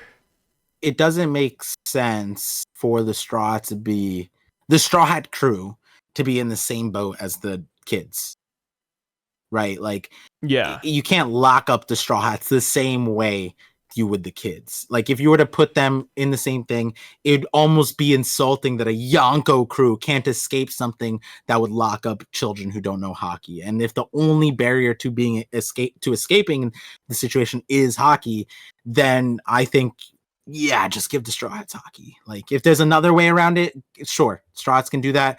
But like, that's kind of where I'm at, where it's just like, I wouldn't want it to be like, Jinbei aside of this group, Brook, Nami, Usopp, they're walking in line with the kids and they also can't escape, right? Like, and if the difference is literally if you have hockey a little bit and you're able to, you know, willpower out of the walk, I would rather the Straw Hats have that, give the Straw Hats all like a proficient amount of hockey so that we don't have to put them in the same boat as the kids. Also for a cool factor, so that the kids are like, what, you're a Yonko crew and you're in the same boat, like that, you know, like I don't even want that dialogue. Like, I guess a good way to look at it is that for the Marines, all of the vice admirals have basic armament and observation hockey. You know, and when me and Par aren't asking for anything insane, like they don't have to be masters at it. You know, we don't need Robin knowing Ryuo, unless she, you know, if they give it to her, fine. But, you know, they just need basic armament hockey or like understanding of hockey. And I'm looking at the list of hockey users right now, just armament hockey. It's absurd how long it is. Mm-hmm. Dude, the Marines have I mean, like I said, all the VAs have it, base level, right? Yeah, which is canon. Like, most of the Wano samurai have it, like the dead ones. Who are these guys? The Kung Fu Dugong. Oh yeah, they learned hockey. Yeah, the Kung Fu Dugong have hockey. That has asterisks on it, right? Yes, because it says that's non-canon. I'm not too sure what that means, but the Kung Fu Dugong have. If the Dugongs have hockey, I don't know what to say. Pedro had it. All the Revs have it. Let me see here. I'm trying to like find like the most obscure random character. Oh yeah, CP9 has it. Yeah, because they said they retconned the they retconned the 6 powers, right? they didn't say that they are haki. They said that they're like the training for haki, and then in the it's not the Viver cards. It's like we can see it on the website, but in Japan you can buy it. On the website it said like Kaku and Lucci learned haki, and it was a lot easier because they already knew Tekai to like that level or something. Yeah. So on the website, it also lists Jabra, Bluno, Kumadori, Fukuro, and Khalifa as haki users, which are people that the Straw Hats beat. So, you know, that's kind of crazy, right? Yeah. And then looking at the pirates, like there's really obscure ones here, man. That just I think have what it. hurts Who's this guy? a lot more. Charlotte Raisin? Who's this man? I don't even remember this guy. Yeah, he has like crazy white hair and a sword. But yeah, he has hockey. That's not a. Is that also Asterix? No, that's canon. What? Oh, An officer of the Big Mom Pirates. He was one of the army members that went to go fight Luffy. Also, he looks sick though. Yeah, he looks really sick. The two Coghead Big Mom brothers have hockey. Like, just pretty much a lot of not even top tier fighters, like middle tier fighters have hockey. Just basic. Yeah, throwaway characters, right? Yeah, so that's why, like, you know, I think an argument could be made that the Straw Hats should know basic hockey. Yeah, and I think it hurts more what you said earlier, right? They defeated CP9, and like CP9 grew, and now they're CP0, and like Nami's opponent Khalifa is now CP0. So that's like, does Nami's able? Yeah, she has Zeus, but like, you know what I mean? In terms of hockey, she got outscaled. Yeah, if we fight Nami and Khalifa run back, when Nami first beat her, it was Nami. When Nami beats her now, everyone's gonna be like, "Oh, well, it's Zeus," right? Like it's Nami, but like to a certain extent, if Khalifa's out here doing insane hockey techniques and Zeus is blocking all of it, zapping it to oblivion, it's like, yeah, Nami's doing stuff, sure, but like commanding Zeus is not the same thing as creating a mirage, juking her, outsmarting her, doing the entire fight, right? So like giving her just a little bit of hockey, it's not even, the thing is like Oda also positions Nami as like a decent combatant, like, so it's pretty funny when you consider that, but I think what hurts more is like we go to Punk Hazard and Fishman Island when the Strats like regroup from the time skip, and there have the like sidelines of like Law going like, who on your crew knows hockey? And Luffy's just like, well, Zoro and Sanji definitely. I don't know about the rest of these hooligans. Yeah. And like even back then, Law considered that a restrictive measurement. Like, okay, the only people we can really keep on this mission, because Caesar's here, is people with hockey. And that's it. Logia, immediately introduce Logia, your rest of your crew's lost. Like, there's no point in even bringing them. Yeah. And that was Punk Hazard Law. So that's what hurts a lot, is like, we're not asking for Conquerors. Like, Law was asking for advanced hockey either. Yeah, Law was just like, who has hockey? And Luffy couldn't say anybody else between Sanji and Zoro. And he wasn't technically even sure. He just like assumed. He's like, yeah, they have it. Like, are we joking? The monster tree. My wings? Yeah. Yeah. And so, you know, and then you have the line of like Frankie and Robin when they see Luffy using it, like, oh, that must be that Conqueror's hockey I heard about. And like, that's ironic, is like Robin, you know, later on we find out she's using Fisherman Karate, and they clearly learned about hockey. I don't know how Frankie learned about hockey during the time skip, because he was like stuck in Vegapunk's lab. Like, I don't know if Vegapunk is like he had like a dissertation about it. Yeah, just left in the lab. Yeah, I would love that. That would be crazy. Imagine we get a run through of what hockey is from Frankie or Lilith. I'd shoot myself so fast. Like, instead of Rayleigh or Scopper, it's Lilith. Lilith's like, well, let me tell you a little thing about willpower over here. It's like, oh, shut up. Like, why didn't you tell us this before? Devil fruits. It just devil fruits from you, lady. Like I said, I've always been 50-50 on if the Straw Hats need it, because they have such a unique fighting style already. But it's moments like this right here right? Where it's like, we should have it. Like we beat, like you said, CP9 aside, like even in Wano, we beat characters with who had haki. Like Robin beat Black Maria, who had it. Frankie beat Sasaki, and in those fights, haki wasn't necessarily needed for the Straw Hats. But if they were fighting Gunko here, who had the arrow no mi and just made them walk forward, it's like, we're kind of cooked.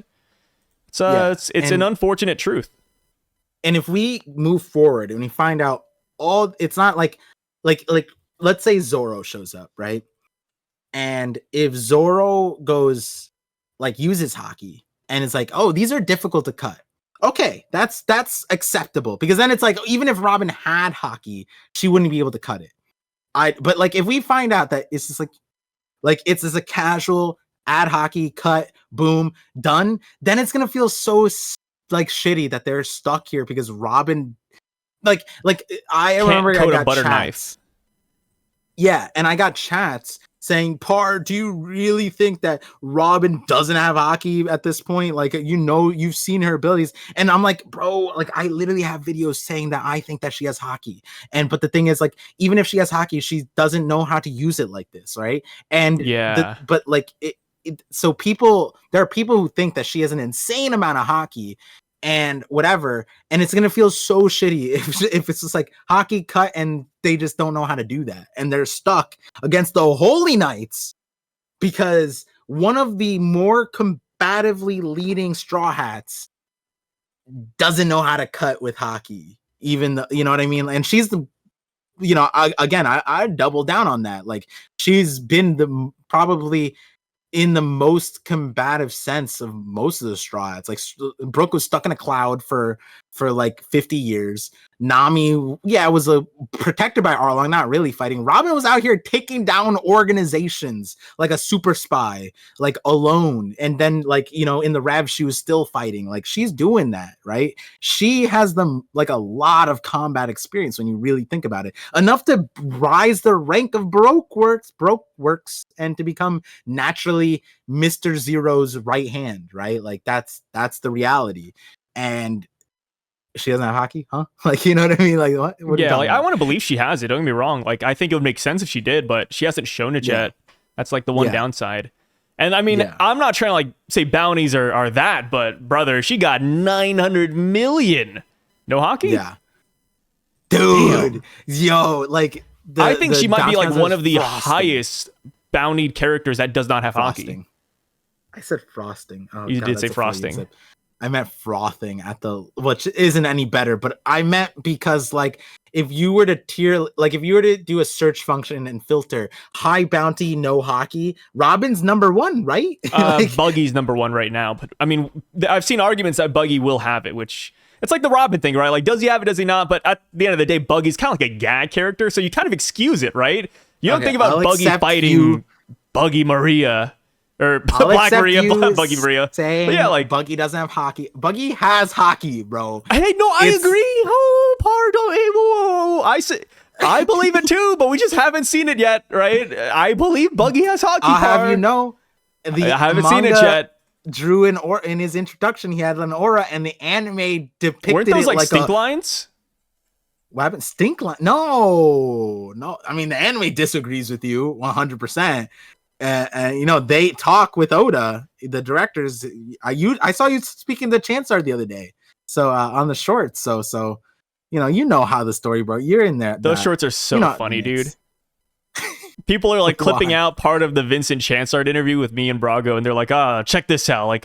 The agenda's moving, boys. It's it's just funny out of context. When you say people are clipping it, you mean Brago? Because I saw Brago clip it. I mean, yeah. Brago clips it, but other people are spreading it, and they're like, "Whoa, check this out, guys." The way you said it to me, it's random people are clipping us out of context. I'm like, I've only seen Brago's clips. Yeah, fair enough. You're not wrong. But yeah, that's just how it is, man. Robin, please give her haki. Yeah. It fits. So yeah. Think about this. Yeah. Let's say Robin was still with Crocodile. Crocodile's wrapped up, and she can't set him free.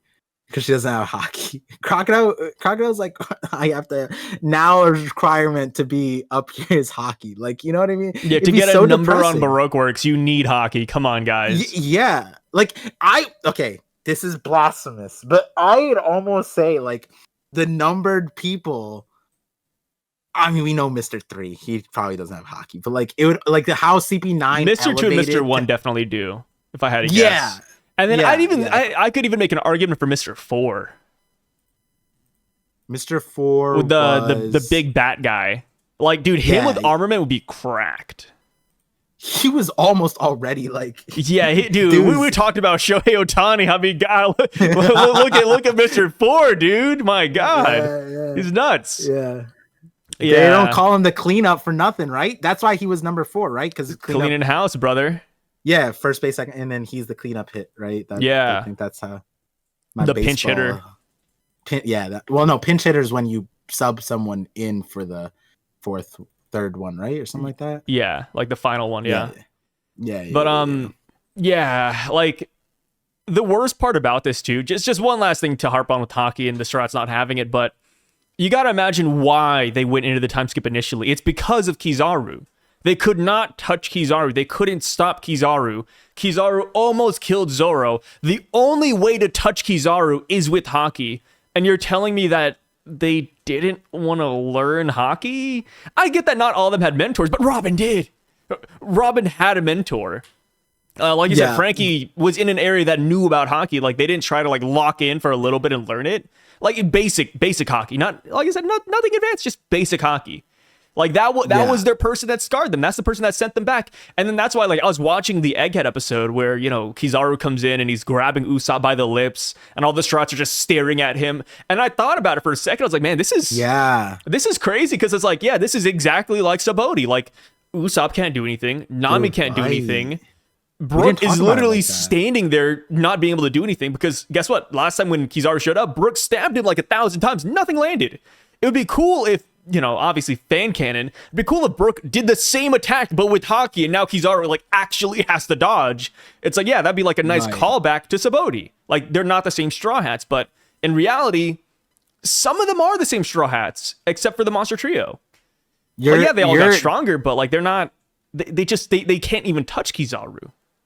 This is an example of how we talk about One Piece so much, and there's still so much to talk about, because when we went through that sequence, we didn't really discuss it from that frame of reference. Like, you know, like obviously the onus was like Luffy in Gear 5, like him fighting Kizaru, the ancient giant reawakening from the drums of liberation sound. And there's so much on the manga panels that you do almost forget. And you know, I did see a little bit of the anime thing, and if you were to put that side by side Sabaody, you're right, nothing changed. And that you're right, that like when we came back from Sabaody, they had the Monster Trio clear a pacifista, no hesitation, no breath, no sweat dropped, and that was our spoon-fed accepted, like, they moved mountains, they did it. This pacifista that took all of their final moves and they were like down for the count afterwards,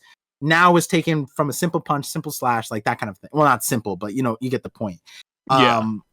And the reality is, like, the other Straw Hats wouldn't, like, yeah, they did, like, to a certain extent, Usopp, Nami, like, they were clearing house too, but Kizaru was the death threat, and they could not handle them. To this day, they wouldn't be able to. And I think you're like, you know, when you repaint that picture of why didn't the Straw Hats do anything when Kizaru had to, they can't.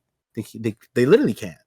I mean, Nami maybe with like Zeus, but like, we don't really know what that even would mean. I mean, Kizaru would probably just laugh a little bit, get tickled, but yeah. Like so a Jizzatron. That's a very, very great point. There was another thing I was going to bring up too, regarding the whole haki thing, but you 100%. Like, the other thing I was going to bring up is, I always bring up, I remember, I forget where we were talking about this, but you were saying something about like Dragon. Oh, we were on the stream talking about Dragon and like how we don't know where he's at, blah blah. And I always bring up in a debate or whatever, like, Dragon personally trained Sabo, and we do know this, and we know Sabo is very strong. But I forget that like technically he trained Robin too, right? So like the cope would be that, oh no, him and Robin never really like interacted like that. But that's like reverse cope almost. That'd be like reverse insulting cope. Yeah, that'd be like counterintuitive. Like, oh, so you're saying that Robin and Dragon never interacted to the point where like Dragon cared to train her even a little bit on hey, you're going to the New World. You know what a sensible person who's been in the New World should do? Teach you hockey. Like Rayleigh literally was like, brother, I'll give you two options. You can either die in the New World or you pause and take 2 years to learn hockey. And then Luffy goes, all right, you're right. You know what? I'm tired of being a loser. I'm going to learn hockey. Everybody, 2 years. Dragon's like, let's not do that. Yeah. Robin goes like, hey, Dragon, what should I do to prepare for the New World?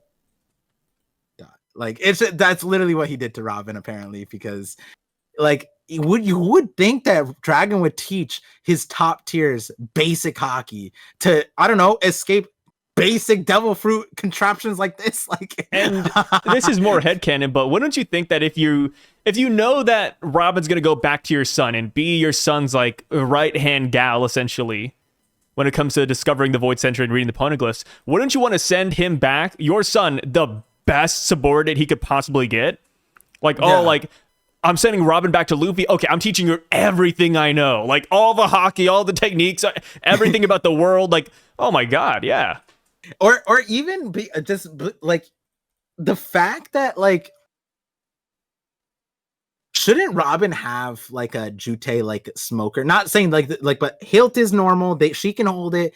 Sea stone blade, like, you know what I mean? Like, shouldn't they have those? Shouldn't the Revs carry that shit? Shouldn't that be a standard issue? Hey, like, hey. If I was in the One Piece world and if I didn't know hockey, I would want one of those. Give me a weapon that is normal and then tip it off with sea stone. Yeah. I mean, I get like it's not commonplace. Not everyone has it. Brother, Nami had a custom cage built out of it from Wano. Like, you couldn't ask to equip other things, and let alone, hey, I am Dragon. I'm trying to usurp the status quo of the world. You know what they have? Devil fruit powers. How does a regular person fight a Logia admiral? Well, shit, brother. Not gonna even teach them hockey. Yeah, I guess that's it. Damn, dude. We need to make a video on how shit Dragon is, just to stir oh the my people god again. I feel like once a year it's a requirement that I wouldn't say make fun of Dragon, but we question his decision making. Like, to the Dragon fans out there, why didn't Dragon teach Robin hockey? I mean, you could always, put this on Sabo, Koala, Hack if you want. That's totally fine, but Dragon was there too. Why didn't Dragon give Robin more? Teacher shit too. I mean, like, how much more do you want from all of them? Koala taught her Fishman karate, bro. Like, what the fuck? Yeah. It'd be really cool if Robin actually like threw out a Sabo attack. Like, what if she just digs her hands into the ground and breaks the entire branch? That'd be cool. She probably can. Wouldn't really help right now, but that'd be cool. Yeah, in my Robin video, I said like she might know that, especially the way Oda told us it was Fishman karate. Oda showed us in Fishman Island, and I always was like, that's so crazy that like whatever she did there is not like a normal palm slap. You don't just like explode the water, and then later on it turns out Fishman karate, like 400 chapters later or whatever, right? Yeah, and as far as the Dragon discourse, it's funny because on the stream, the comments goes, I love how it's like Par questions why Dragon fans, whatever, as if I'm not a Dragon fan. I'm literally like, I put Dragon top 1 in a top 30 debate alone and debated people for like an hour straight on like multiple videos. And I have like 4 back-to-back Dragon videos. That's how it is, first dude. video is about Dragon. And I literally loved he's probably from the ratio of least mentioned to most loved character, like Bogart's second to Dragon, obviously. And the thing is, like, it's crazy that I'm like, bro, I'm a dragon fan. Like, to a certain extent, Sai is more of a real dragon fan than whatever. It's just one of those things where it's like you have to like blindly love a character no matter what to actually like them in One Piece. Like, and the minute you have like any criticism or you raise any questions, it's like, oh, you're not a true fan. Like, I remember, you know, some people are like, oh, Sai likes Zoro too much or Sai likes Sanji too much. It's like, guys, like, oh, what's happening here? Like, Sai hates dragons. Sai hates Ronya. I do hate Ronya, but like, you know, like they just bring up like the smallest things. It's like, guys, come on, what are we doing here? I just thought it was we just want the best for these one. characters, and because it's like Usopp, right? I laugh at Usopp every chance I get, but that's because I want the best for him. Like, you could argue that, like, us talking about Robin and why it's weird that she doesn't have haki, that's not us bashing Robin. That's us wanting Robin to have haki and to be that person. Like, you could also flip the script. Like, we want the best for these people, man. And that's why we're harsh critics. Yeah. And she's in the position to be like that. I think that's also it. Like, you know, everyone wants the characters to meet the potential that, you know, there's an absurd potential like ZKK, right? Like, that's a crazy, obnoxious potential. That's like, why do you even want that, right? Yeah. I don't think it's crazy for us to want Robin to simple cut devil fruit power, you know, like that's like something that who is it, raisin unrememberable big mom child can do cool what Robin can't do here, you know. So it's like the fact that like 80% of that list and there's no Robin there, like that's what we're talking about. Like, why of all the Straw Hats, you know, Brooke, Robin, like these are characters that are put in the back seat of places where they kind of shouldn't be. They shouldn't be in the back seat. Like I mentioned, like Brooke is combat oriented because he had training in the military, whatever, pirate, whatever. Robin had their entire life is combative, right? So it's like, if not armament, why would like one of the greatest criminals who had evaded the intelligence agency of the world government not have observation haki? Right? Yeah. Like, wouldn't that make sense? And naturally develop. If of all the characters who developed observation haki naturally, you would think the character that's been hiding away from Cypher Pole her entire life and an admiral, multiple, everybody, that one doesn't have like a notable level of observation. It's like, that's interesting, you know? Why not? You know, if Oda just gave it to her tomorrow, I wouldn't even bat an eyelash. That's why we're like, why doesn't she have it? You know, it's so understandable that she would be able to do these things that we said. So yeah. Shout out to Robin, man. So we go down a little bit more. We get the Ronya speech, where Ronya talks about she doesn't want to cause trouble to other people, which I've harped on Ronya to hell and back. I've already listed why I don't like her. The speech is one of them. I just don't like the reason why she's self-sacrificing. I don't like the logic behind it. I don't like the whole, ooh, I'll be lucky, you know, things will be fine. Even though they will be, I'm just not a big fan of the whole thing. Yeah. You know, when this whole thing came out, if you go to my spoiler video when I talked about it initially, I'm kind of like Sommers, where like he's counting down and he's smiling from ear to ear laughing. Like, that was my reaction to this speech initially. And the thing is that in the spoilers, it said that this was Ylva. Like, I didn't even know it was Ronya yet. So I had a lot of leeway for Ylva, and I was still laughing at it. So figuring out that it was Ronya is just, it pushed me over the edge. I was like, oh, there we go. That's just beautiful. So they count down. Oh yeah, go for it. No, I was gonna say, like, on the Ronya thing, like I like it. I think it's fine to make kids like not funny, but like naively cute. You know what I mean? Like, that's a hard thing to depict, honestly, a lot of times, because sometimes it comes off silly.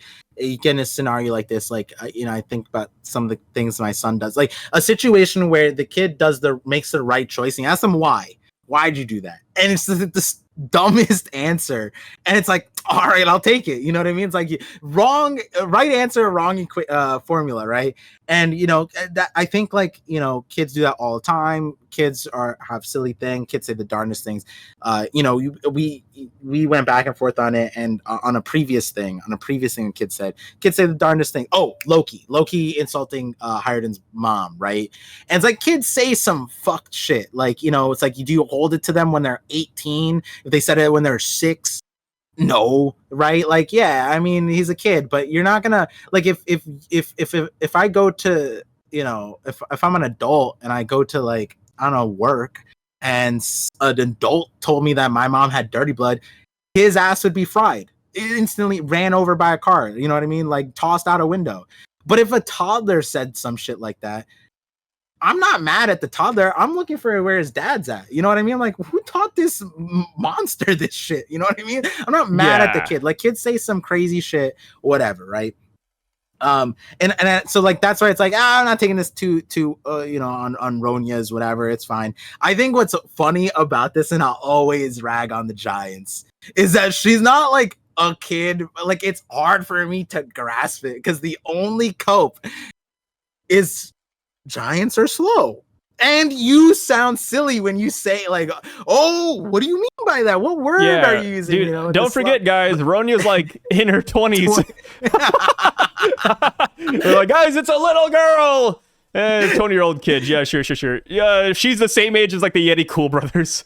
Gotcha. It's like trained worldwide renowned assassins, right? Like and the Yeti Cool brothers are 25. Ronya's probably 20. Like, I mean, yeah, and she's out here like, God. I think everyone will hate if the school and the library burn down, so I'm gonna die because I don't want people to hate that. To not make people upset. And so, okay, normally I would accept her and her stupid butt teeth.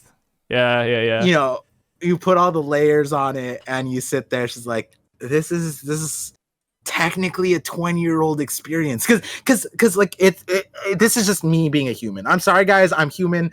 I just can't wrap my head around how the giant experience functionally works the way it is. You know what I mean? Because like experience the brain, like I don't know. I'm not gonna go too much further. Like, don't forget. I've looked at the statistics. I mean, a majority of the viewers who watch these videos, we're actually pretty high up there in the age range. I think a majority of people are 24 to 30 to 36, I think is what it is. That's the bracket. So majority of people are in that age range. But there is like a solid chunk that are within 18 to 24, at least like 30% of them. And just imagine this. Ronya's probably older than all those people. Yeah, not most of our viewers. Yeah, not most of the viewers, but like a good chunk of them. It's like think about that. Yeah. And like here's the thing, right? People are like, "Oh, Sai doesn't like Ronya. I don't know why he doesn't like her." Here's the thing. I bet there's a lot of characters that people love that I don't like, or vice versa. Like that's just how it is. We all got preferences. If you like this little big girl, go for it. I'm not gonna bash you for it. I just don't like her. I think also like. And she's even going to be the thumbnail to this video. I got a picture of me and Par laughing at her, ready to go. Oh my God. I think, because like, had Oda put this like demeanor, because she also looks like SpongeBob. She looks silly, goofy. She does look like SpongeBob. Yeah. Right? Like, made her like. If you had done this to like an actual 8-year-old is crazy because like Isa, whatever, Oda gave them the gusto, right? Like they stepped up and they were brave and whatever. And that's like where Momo lost. But in Momo's defense, he was he was held at throat point by the strongest thing in existence that just killed his father, right? And burned down his house, right? I think as an adult, if like Superman came to my house, killed my family, burned down my house, and it had me by the throat, I think even right now I'd be like, I don't know what my name is anymore. I still wanted Momonosuke to say it. Like that's the thing. Like it's not just a Ronya thing. I wanted Momonosuke to say his name too. When Momonosuke didn't say it, I understood it, but I'm just like, damn it, Momonosuke. What are you doing, man? It's understandable, right? Listen to some Kanye. In this situation, like Ronya has all of her marbles in place. Yeah, she's in a distressed moment, but she's thinking through. She's like, well, my school taught me this. And I've come to the conclusion that if I choose to burn, or you guys choose to burn down the thing, then everyone will hate that. And it's like, wait, what about you like dying? Like you're pretty like you know what I mean? What about your parents? What about Yeah. and she's doing the self-sacrificing thing, but like it's one of those things where actually when you think about it, right? Like earlier in the thing, I talked about this on the stream where it's like, the giants, the what they're teaching, the giants are like, are you really gonna let our pride get in the way of saving our children? Right? That's what the giant literally said in this chapter. So that's their priority, and that should be something that's universal, right? Like we'll take it on the chin. If it's for our kids, it doesn't matter. We'll cut my arm, cut my leg, burn down a school, burn down some buildings, let the kids go, right? My pride as a giant is second to the child, right? So isn't that what the kids should also like know a little bit? Yeah. Right? So like the certain level of like almost like dissonance here, but yeah, it's not that heavy. I'm more curious about what does Oda give Ronia more focus later, or is this really just a toss away for Colin to elevate? I think it's that. I hope it's for all the kids.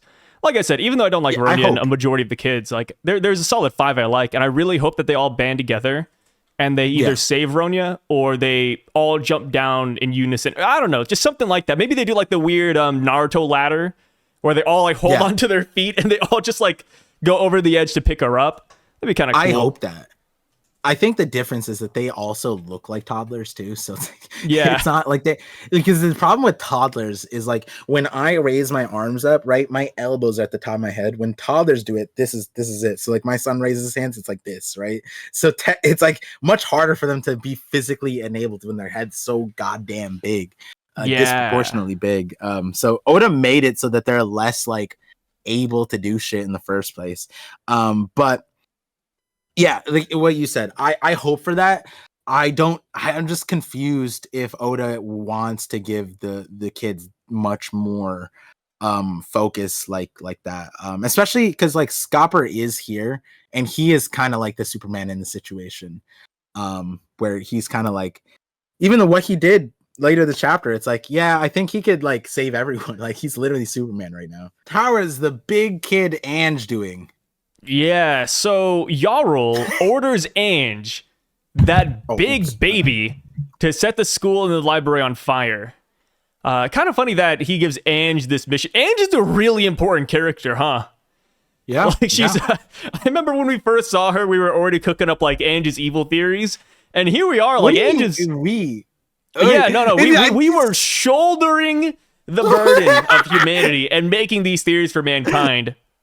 And now look at her. That dirty, defiled bitch is now going to set the school and the library on fire. Like, out of everybody, it's her? She's destroying the history?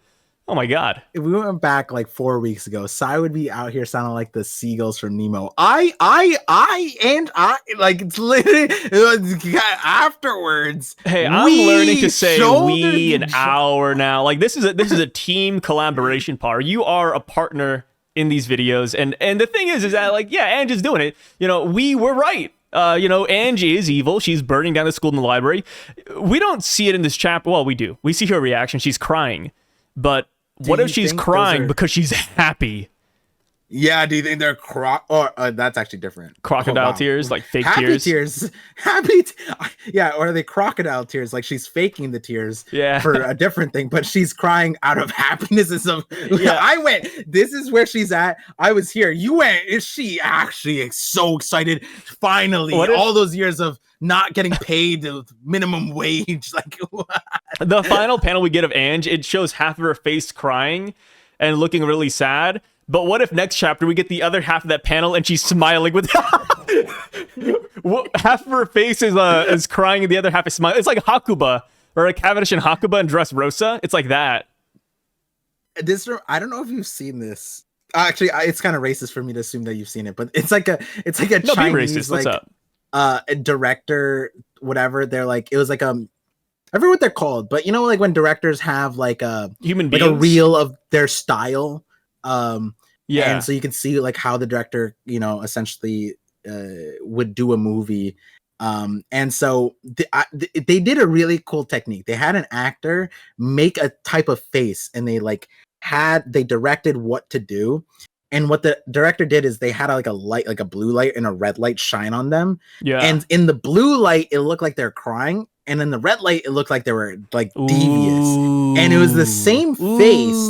It was the same picture, like video. Like it wasn't cut. But the lighting and the facial expressions that were highlighted by the different lighting made the same face look devious and also like actually like, so the whole point was the guy was like manipulating somebody, and the person was seeing the blue that was like, oh, I'm so sorry, blah blah, when internally it was like that. And that's what what you just said reminded me of that.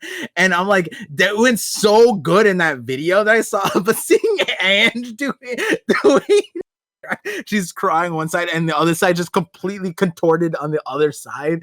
This is so funny to me. But yeah, that'd be wild, especially because we see like 90% of her face here. So the other 10% of her face is laughing. Like all we need is the dialogue box where it says, "I've been waiting for this day." Yeah. Oh god.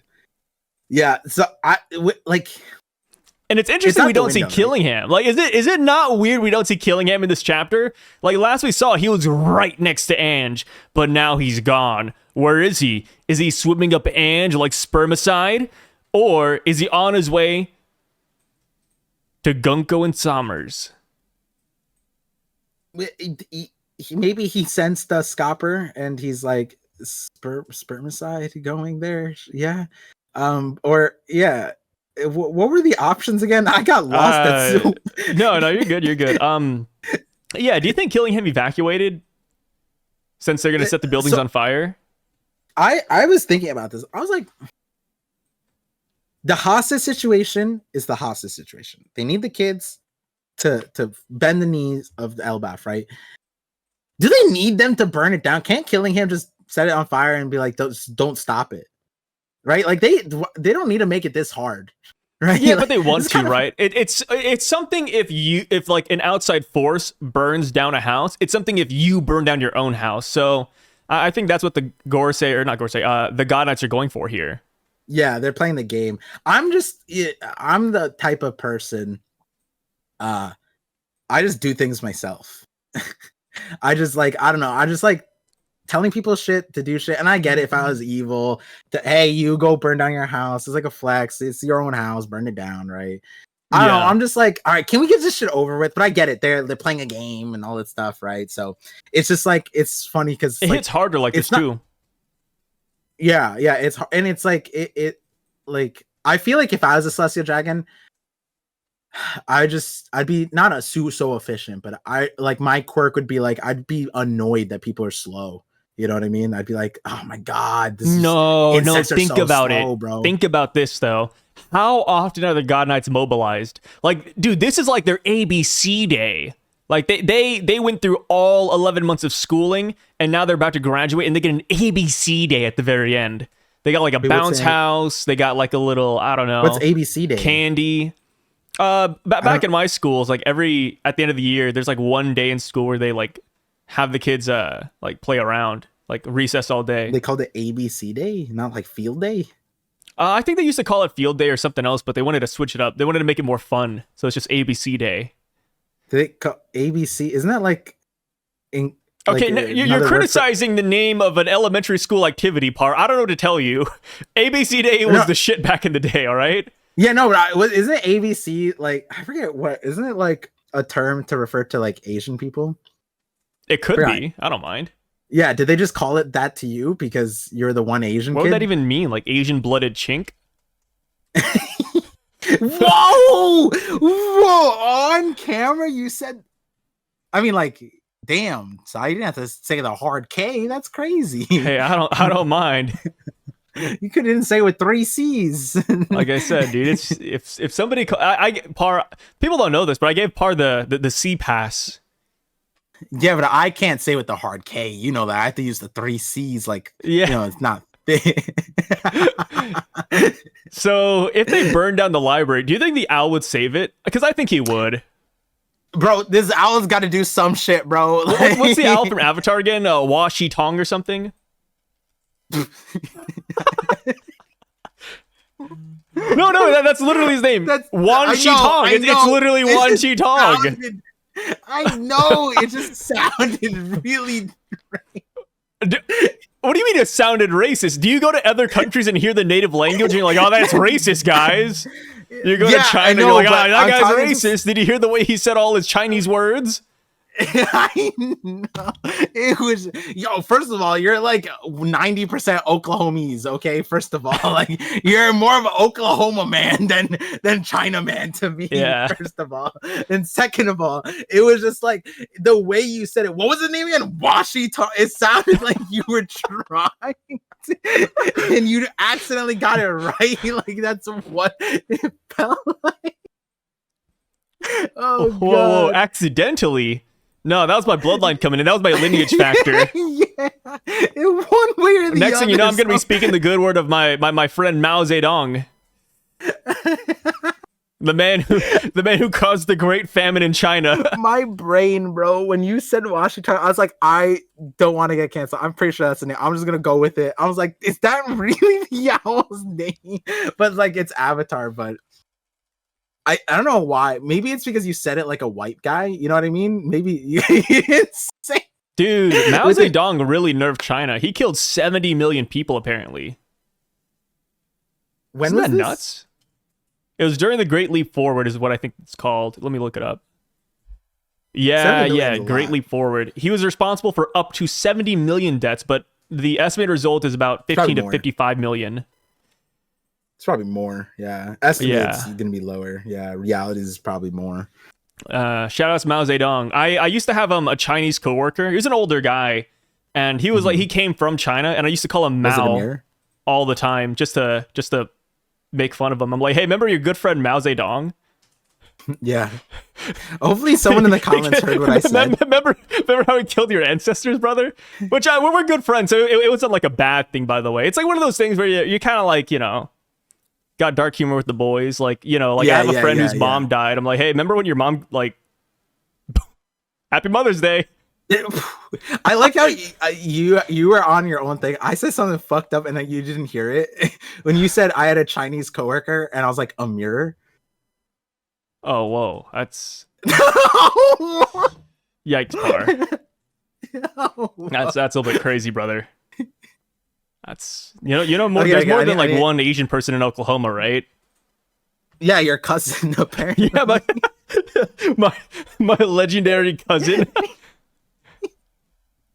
Yeah, hey, we don't bring up the cousin fucker story, bro. It was you. I didn't bring that. That's some private details, man. Bro, this is what's funny about, like, cause I remember I was showing my wife like a clip from our thing. And she's like, when does the clip end? Because she just kept watching because we kept on being stupid afterwards. And she's like, when does the clip start? Where does it end? I was like, honestly, I don't know sometimes. Like, if someone tried to clip chip me being racist or you being racist, it would just be like it would just keep going. 10-minute segment. An entire documentary. Oh my God. I should have worn my I'm not racist t-shirt today. Yeah, and I should have wore your autism sweater or shirt today. Yeah, my autism shirt. So I have an I'm not racist t-shirt, and I also have an autism t-shirt. What should I get next? So are these shirts supposed to be truthful or ironically not true? Like, I don't know what the trend is. I don't have any. I mean, I'm not actually racist, by the way. Like, I'm racist towards Par because he's a friend of mine. But believe it or not, in real life, I'm a very understanding person. So but when it comes to Par, I call this man a sand ninja every day. So a sand village inhabitant. People love that one. That was off the dome too. In the last collab, I said Parby from the Sand Village. I didn't even think about the racial connotations of that. You didn't think about it. I was being honest. If you thought about if you were intending to be funny but funny racist, you weren't intending to be racist or funny, which made that so much funnier. It was an honest judgment call. Anyone else hearing that, they would think you were either trying to be funny or racist. But I'm sitting here like, no, Saya was actually just trying to figure out what village I was gonna be. And it just fell insane. Like, I And don't you know didn't why. say the Like, ninja like part. when I think about you doing like magic or ninjutsu, I really do just imagine you like moving sand around. That's why I thought that was so Like you'd be funny. kind of cracked at a beach, brother. Wait, we've never seen Gara on a beach. Yo, that's such a miss. They could have done the fan service episode with Gara on the sand. That's crazy. Yeah. Gara of the Sand Damn, never goes to the beach. Are you kidding me? that's such a miss. What? Yeah. But what if he's like Crocodile, where like he gets wet and then he just gets nerfed? So he stays on the beach. What do you? I mean, on the sand part. You know. And what I guess, mean? just like, you are like a sand village ninja because you don't like water that much. Like Par, we don't have to get into it right now, but Par could go on for hours about how he doesn't belong in the ocean. Yeah. Yeah. I mean, I'm good at swimming. I'm good in the water, but the other things in the water, I don't, yeah. Like, check out the 50-50 when you hear about that. Like, Par's got on multiple rants about fish and, lobsters and just everything. So, let's just say I'm not about that fish sussy like Kawamatsu's let's just say even if Kawamatsu was a girl, Par would not tap that. So, when it comes to this owl, do you think do you think the owl is going to save the library? Like, is he literally going to be like Wan Shi Tong? Is he going to save the library by blowing air? Is he going to... I like this trope in anime, and every anime does it. Every shonen, but there's always some kind of animal that just chills in the background, and then he ends up being the most cracked character. What if this owl is actually a person? What if it's like a Joy Boy Nakama that just chills here, and they have like an owl no mi?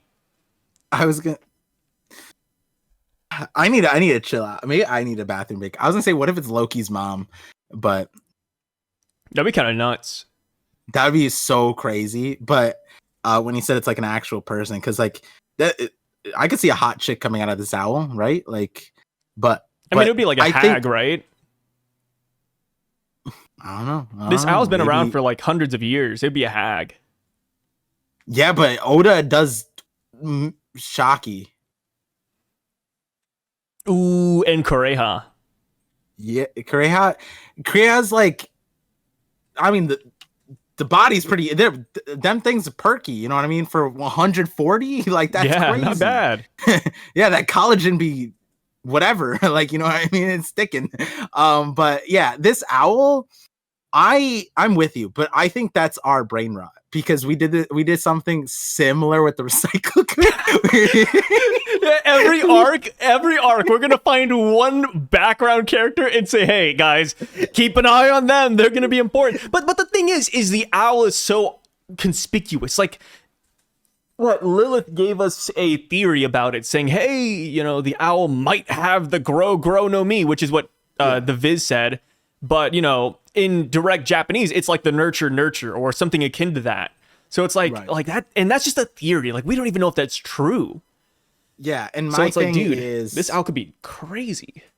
Like Loki said this. Loki said to Luffy, like, these animals are from the first world. That means they've been here for thousands of years. Which the whole weight of that is that they are survivors. They're strong. They're not to be messed with. This owl is that. Also, this library has been here for a long time, and this owl's like Washington. Washington? Wan Shi Tong Par, not Washington. All right, yeah, it's not George Washington Par. We're talking about Wan Shi Tong. All right, your American is coming out, brother. No, I was like, no, I knew that, but my brain was like, wait, was they trying to say like Washington? Like, is that what was happening? Yeah, but the owl had wooden teeth, had a powdered wig on, colonial gear and everything. Yeah, that was Wan Shi Tong from the Avatar. Which, if you guys haven't watched the Avatar, by the way, I feel like this reference is going over your head. But in Avatar, there's like this great library buried in the sand with like every book known to mankind. And Wan Shi Tong was this giant owl who was the librarian. And his goal was to mediate the spirit world and also like mediate the library. And to protect the library, he would do a lot of crazy things for it.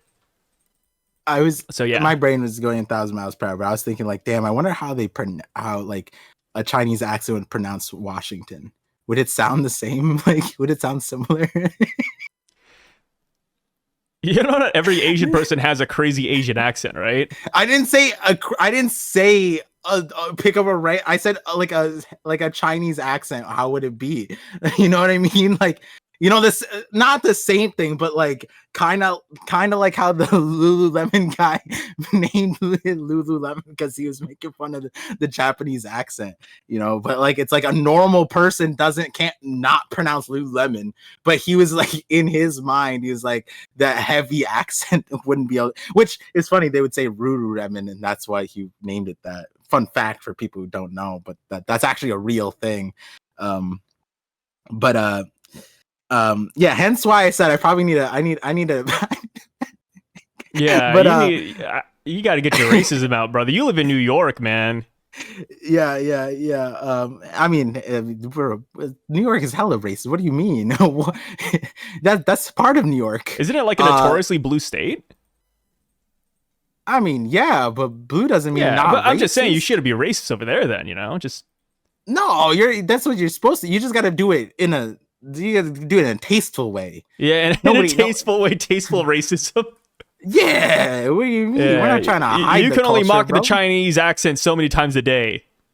Yeah. But confusing the owl with our forefathers is a new level of racism that I feel like. Yeah, Par's at his peak here. But there was what's it called? Last video, somebody commented. It's so funny. Because of the Sand Ninja comment, they're like, I don't get you guys. Why is this subtle racism so funny? And I don't know. I saw that comment. I couldn't help but laugh at them. It's funny because it's they have to no friends. each other. We're not. Sai's not out here having road rage and be like seeing the skin. That damn Sand Ninja. Sai wouldn't do that. Yeah, I don't do it at Walmart. Yeah. I saw that comment and I actually couldn't help but laugh at it. I'm like, man, they must not have friends. Yeah, it also wouldn't be as funny if like a viewer came up to us in real life and then called. Yeah. For example, we wouldn't do this to like a random person that just pops up. Hey, Sai, I love your collabs. You Sand Ninja, get out of here.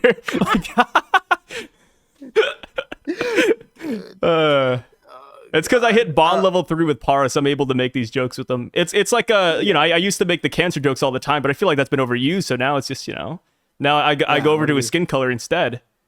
Yeah, what other DEI equality can we go to? Yeah, what else can we do here?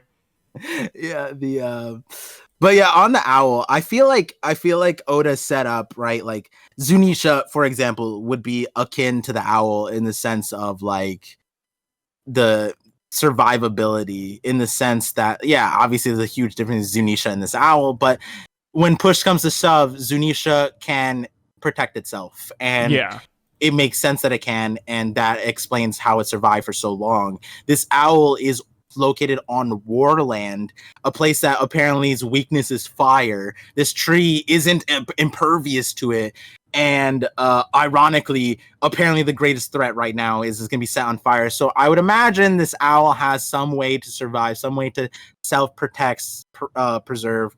In Avatar, the owl sunk the library to protect it from humanity because it felt that humanity would abuse the knowledge in the library, which is a complete opposite version of what's happening here. Somers is more like, I don't want humanity to have it because like you guys will be too docile because of that, like your culture, which is their history and culture is the warrior thing. So, I mean, we're not going to get into that, but I'd like to think that Lilith's theory, maybe not wrong, but maybe misguided us, and the owl has a different version. And personally, I would like it if it's not a devil fruit. Like it's like the owl is like if, for example, this owl were to turn into a devil fruit, right? Like Kaido is technically a Zoan fruit.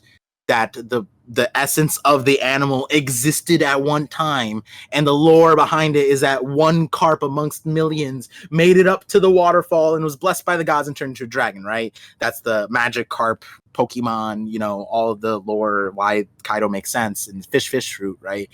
I've always been of the thing that like One Piece is going to make a bunch of mythical animals, and those mythical animals were normal animals that had a mythical story, reached mythical hood.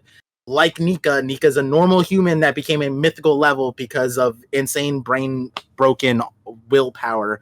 And I'd like to think this owl, if it turned into a devil fruit, would be in mythical Zoan. And maybe this is a way for Oda to show that process. Like this is like an original animal that existed back then. And this is like, if this animal back then went through the same process as Kaido's dragon, it would be a devil fruit. So like, I would be interested to see something. I'm not saying that exactly, but something along that train that allows this owl to demonstrate a level of preservation that honestly surprises everybody, because I don't even know if the giants are aware of what this owl like really does, whatever. Because when Saul introduced us, he like knew, but like didn't know. Like it was weird. Like it was kind of, from memory, it was like a confident conversation. Like, yeah, the owl's doing this. This is the owl. Isn't this so sick? But he really didn't know what the owl's power or what was doing it. You know what I mean? Like for all he knows, there could be a little person inside the owl who has the devil fruit, and the owl's just acting like the laboon for the crocus that's inside it. You know what I mean? Like that. Yeah. For all we Saul knows, that could be the thing. But yeah, something along the lines, I think it would make more sense than the owl flying away scared. I think the owl has to do something. The only weird part is that it would be fighting Ange. So like Ange is technically like an ally, a friend of the owl. So I don't know what the owl would do to Ange. Would the owl just give it like stink eye, or like be upset, or like beat the shit out of Ange? Like I don't know what that would look like. So not too sure. I expect something. I don't even know when. I don't know if it's next chapter, but probably next chapter. Like, imagine Ange walks up to the library with a lighter, and then the owl turns into a person, and they put their hand on Ange, and they're like, "Stop, Ange. This isn't you." Why was that so funny? dramatic for no reason? Why was that funny? I was being serious, brother. Yeah, I was giving you like a heartfelt theory. Just juxtaposed to the other stuff we said about the owl, it turns into... This isn't you. This isn't you. Completely You don't want to do different this. Genre. Yeah, but like, I mean, with the owl too, like, I know this is nothing, but when we see the owl, there's like a chair right next to him too. So that's why I'm like, does he turn into a person? It just sits there normally? Like, I don't... Oh. It was like there, that. Like, when we first saw the owl too. Like, every shot we get of the owl, the chair is right next to him. So it's either somebody sits next to the owl and whispers sweet nothings into his ear, or the owl... maybe as a person. I'd give the person theory like maybe 10%, but it's I feel like the owl's gonna be super cracked. It's the 10% that you want. Yeah. I think I want the owl to be significant. Yeah, and I think there is a reason why. I think that right there is the reason why Oda put the owl in that panel as well in this chapter. Yeah. Exactly, right? Because how silly would it be if the burn down the library and the owl's like, who, me, and then just flies away, right? Like, or imagine the opposite, where the owl just stays in the library, and the next time we see him, he's like, woo, woo, woo, and he's like on fire. Oh my god, I didn't even think about that. If that imagine shit the owl can't escape, and he's just trapped in there, and he just dies. Like, that'd be nuts. Right? I remember. I made a funny joke on the stream saying like maybe that's where we get the phoenix of like the messed up myth. Yeah, we get a phoenix, but it's really just the owl dying. Yeah, good joke, Par. I need to tune in to the next live stream. Can't wait to hear about more animals that Par wants to burn alive. No, the theory is that the owl became a mythical thing because it survived the fire or whatever. Like it survived, burning it down. So yeah, PETA, don't come after me, but PETA, we're just talking about fictional owl here. The owl has to do something. The chair, I think, like, again, another thing is just like unlike the recycle cur, The owl Yeah. had like a decent more focus that kind of continued. We saw it reoccurring. We got the name talked about. Vegapunk spoke about it, which is like It got filler scenes in the anime. Yeah, and the fact that it's burned down the library and then the owl's literally in between the text bubble, I do feel like the owl runs some sort of defense. But then the question mark is Killingham. Is Killingham there or not? Because if Killingham isn't there, then the owl stops it. And then like Yaro's like, why isn't the library on fire? And it's like the owl's stopping, and the owl's just like, I don't give a fuck about these kids. Like, what the hell? I care about these books. Like, owl's like in the mind, it's like, I didn't vote for this, right? But if Killingham is there, then that's a crazy opponent to give the owl, right? So that's why it's like so weird. It's kind of the same conundrum for the kids, right? Like, I want them to do stuff, but if the obstacle is the Holy Knights, it's weird to have them as the obstacle. So, like, yes, I want the owl to be a person, but unless that person is like significantly strong, like we were kind of like talking to be about. fair, the owl doesn't have to fight. Like, imagine the owl. What if it's like one of Joy Boy's Nakama, and he's like, "Hey guys, like my time is up. It's you now." Like Master. What was his name? Like that stupid freaking turtle from Kung Fu Panda. That turtle was cracked. Wait, what? I hate the turtle. Didn't last a long time, but he was cracked. I didn't like the turtle. Yeah, I mean, you don't have to like it, but he was able to fight. And like, not really. He died, right? He literally dies in the first movie. Whoa! Spoilers! Spoiler alert! Wait, I love when people do that. I talked about it like a 20-year-old movie a while back, and they're like, "Whoa, sorry, that's a spoiler." It's like, bro, come on. I think he did die. Yeah, he died. Oogway. Yeah, Oogway dies in the first movie. He's like, my time has come. Yeah, and was he powerful? Yeah, sure, but like he couldn't put that power to use anymore. No, he did. It just didn't like it wasn't.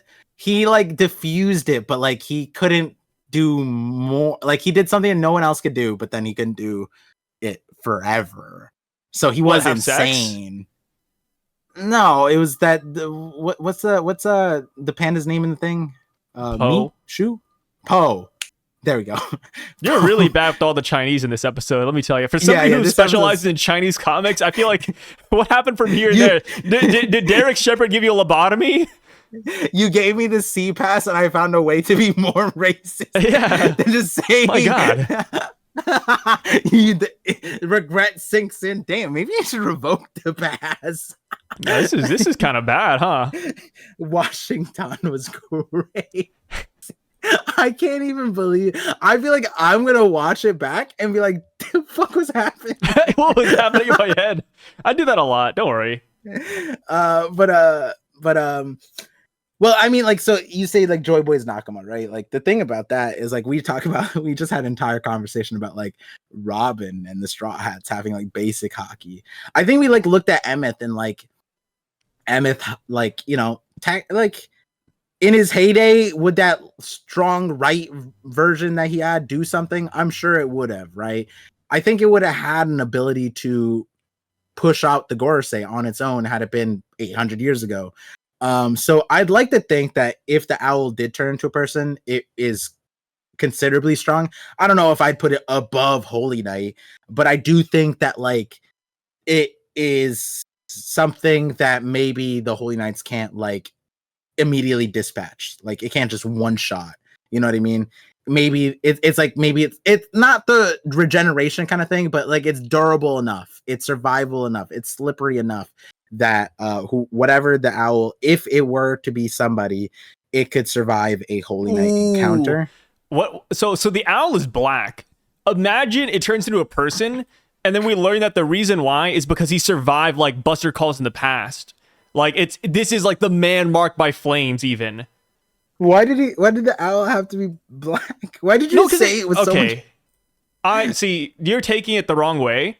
I meant like he's blackened, like he survived fires, like ashen. Blackened is crazy. That was Have you ever had like blackened catfish, blackened shrimp? Yeah, blackened beef. Yes, Like it was just it's, funny it's a that thing. was the correction. You were like, no, par, not black, like that, blackened by the experiences. But then you also still meant blackened catfish that come out blackened. Like it's not like it goes to a Yeah, no, volcano. no, no, no. Like he walks out, like the owl de-transforms, and it's literally like a blackened person because they're charred. They're charred. Yeah, like they've survived Buster Calls to the past. They've survived fires and libraries, and maybe that's why they're so specialized in this. The owl could be the man marked by flame. That would be crazy. Imagine if the owl was the man marked by flames. That because could make sense protecting the poneglyph. Yeah, protecting history Technically, too. the owl library trope is that, right? The collect. Oh no, in Avatar they had the wolves collect it, right? The wolves would Yeah, like teleport in and out, and then they'd collect the books. I mean, the fact that poneglyph is at the bottom of the ocean doesn't help the owl. The whole, how does it get? but there? I mean, if it's a person though, they could just go down there and pick it up. Yeah, that's true. That's true. Yeah, I mean, I would love it if this owl carried some kind of huge significant thing for Elbaf. But here the other problem though is that if you give the owl like it there's a world where we want that, but like it almost might be antithetical to One Piece because then the owl is like sentient. Zunisha is sentient. Problem with Zunisha is like if Luffy wanted Momo to ask Zunisha about the Void Century, Zunisha should know. Yeah, And same thing with the Sea Kings. The Sea Kings like actually knew. Like the Sea Kings were like talking about it like it was yesterday. Like, oh damn, I hope this time's the time, right? Like between the two conquerors, sovereigns. And so like the owl having that level of importance and maybe even beyond the Void Century because Harley Text and the First World, whatever. If this owl were that kind of like world expert, it might also be problematic, but like in the sense that like people at this point are tired of being blueballed, right? To have like we accept the Rayleigh one, right? Roger told him not to tell him. Rayleigh knows everything, apparently, right? If the owl's sitting there in front of us and we're like in the last saga, has everything, all the secrets, it better have a good excuse to not tell us an iota of anything, right? So and that would be where it's interesting because if I were to pan out the theory that this owl were somebody, I think the least realistic and usable thing that the owl could do is contextualize the mural for us. It could be like, okay, that wasn't like this is like background on it. I can't tell you too much. I was just a young lad. It was a long time ago, but this is the thing. Like he can give us context around the Harley text or the mural. Those kinds of things. And I think that'd be like the least and realistic because Oda introduced those two things right after the whole stuff. And the one thing we're missing is like the giants don't really know the context. And so the owl could give us the context and that's it. Right. And but anything more would be kind of too much and kind of crazy for us to get from like a random animal on Elbaf because we didn't it could be like the that. Rayleigh effect where the owl's like, hey, I'll actually tell you guys everything. And then the Straw Hats are like, no, we're almost done with the adventure. Just let us do it. Could be like that. So Oda also did an interesting thing too, because he didn't have Luffy with Robin or Frankie, and Oda kind of separated Luffy from there because but the thing is like it's not like Luffy hears the Harley text and goes like I don't want to hear that, right? Because they don't know like after Vegabunk's speech they know what's at Laughtale, or they should know what's at Laughtale at this point, because like most people who are thinking about Laughtale like heard Vegapunk say like the true history of the world's there and that's what it is. But I think the understanding is that some of the characters or a lot of the characters believe that there's more and other things and they're curious what else is there. It's the wonder of that, right? So I don't know if Luffy would be like, oh, I don't want to read the Harley text or understand it because it'll ruin the secret of Laughtale per se. Because that's kind of what Luffy said hard no to, right? Would Luffy say hard no to learning about the mural or whatever? I don't think he'd care. I don't think he'd listen. But Oda's also doing an interesting thing of separating them out to the characters who do care. And that's where the other interesting part is that Robin just doesn't tell Luffy or other people when those important information comes to her lap. She's just like, we'll stay here, you know? So, I mean, so it really depends. I think there are like tasteful ways to do it if the owl was like that grandiose, important Joy Boy Nakama that could talk to everybody. And, you know, I guess it's important to like ask the people who are watching this video as well, like, if this were to happen, if the owl was like this... They're watching right now? They're in the room with us? We're recording? Yeah, but like, what the fuck? if that were the case, would you guys enjoy it? You know? I guess that's a big question. I'm going to pass on to everybody here, if they're still here. But yeah, moving on though, like, to the last segment of the chapter, Sommers makes his way back up onto the branch, and Sommers is he's a funny guy, dude. Between like throwing up his hands like two, like, you know, counting down Yaro's answer here, and then even in this like final panel, he's doing the Sun God Nika dance to an extent, right? Like his leg is up high, his arms are up, like he's literally doing his own version of the Nika thing. It's kind of funny. And we see that he has the spiked Kanabo back up. He's also captured Robin as well, and that is when Scopper shows up. Lightning fast McGee Scopper shows up, runs up the branch, and he cuts off Sommers' left hand. Cuts off his left hand. We get like this weird... it's definitely a mistake in the volume. We've seen mistakes like this in the past. He looks at the hand, but the hand he's looking at is his right hand. And then we see that his right hand is what actually gets cut off, not his left. So they got to fix that later. But yes, he looks at the hand. He says, wait, what? It's not coming back. And then we get the Scopper dialogue that says, hey, it's been a while. Sommers is shocked that it's Scopper Gaban, and that is when he takes a nasty cut to the chest. And we see Haki spewing. Scopper's upset. And it's a great finale to the chapter. And now I got to see, what do you think about it? What are your main takeaways? What do you want to tackle first? What's up? I didn't realize the mistake there, to be honest. And now, remember there's people who say or suggesting that Sommers was trolling. Yeah. Imagine if it wasn't a mistake and he was just like, his hand was in his trolling. His hand was in his sleeve and he's like, it's not regenerating. And then he's just like, I was looking at the wrong hand. Like he's just being super silly. And he's like, there it is. Like he's just like, it's like the Elbaf as a hallucination theory all over again. We see like a simple mistake from Oda and his team. And then it's like, guys, we're not an Elbaf. Like I love how that's a reoccurring joke now. Like I saw somebody in my live chat. They're like, hey, Sai, what if we're still not an LBAF? What if this is still a hallucination? It's a simulation as to how things would go down. It's like, okay. Yeah. I mean, taking the mistake and then adding that to the trolling thing. Because, like, I think it'd probably be a mistake more than that. But, like, him saying, what? It's not coming back. It'd be funny if he's just like, fooled ya. And then, like, he just pops his hand out, like, from the thing. It's just like, he's just like, I would love that. I would honestly, if that was the troll. Full of aura, man. That would be hilarious and would completely diffuse my very strong reaction to this thing, because like that's what when people are saying like, he's trolling, right? I'm looking at his face and I'm looking at his reaction. I'm looking at how much damage Scopper was able to do. If we're to take it on the head that it's not regenerating and it was actually damaged, he actually felt pain. And then I looking at that face, I'm like, I don't see trolling there.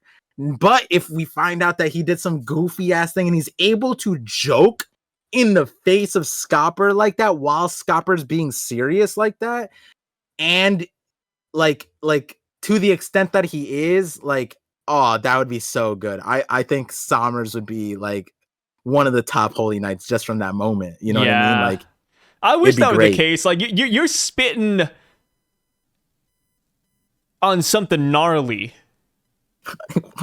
On something. Why did it look like you would look like when I was spitting on? Like you spitting on, licks lip, looks down. Because I was gonna say, like I try to censor myself for YouTube sometimes, so I was gonna say something worse, but I stopped it. But yeah, you're spitting some great game right here, Par.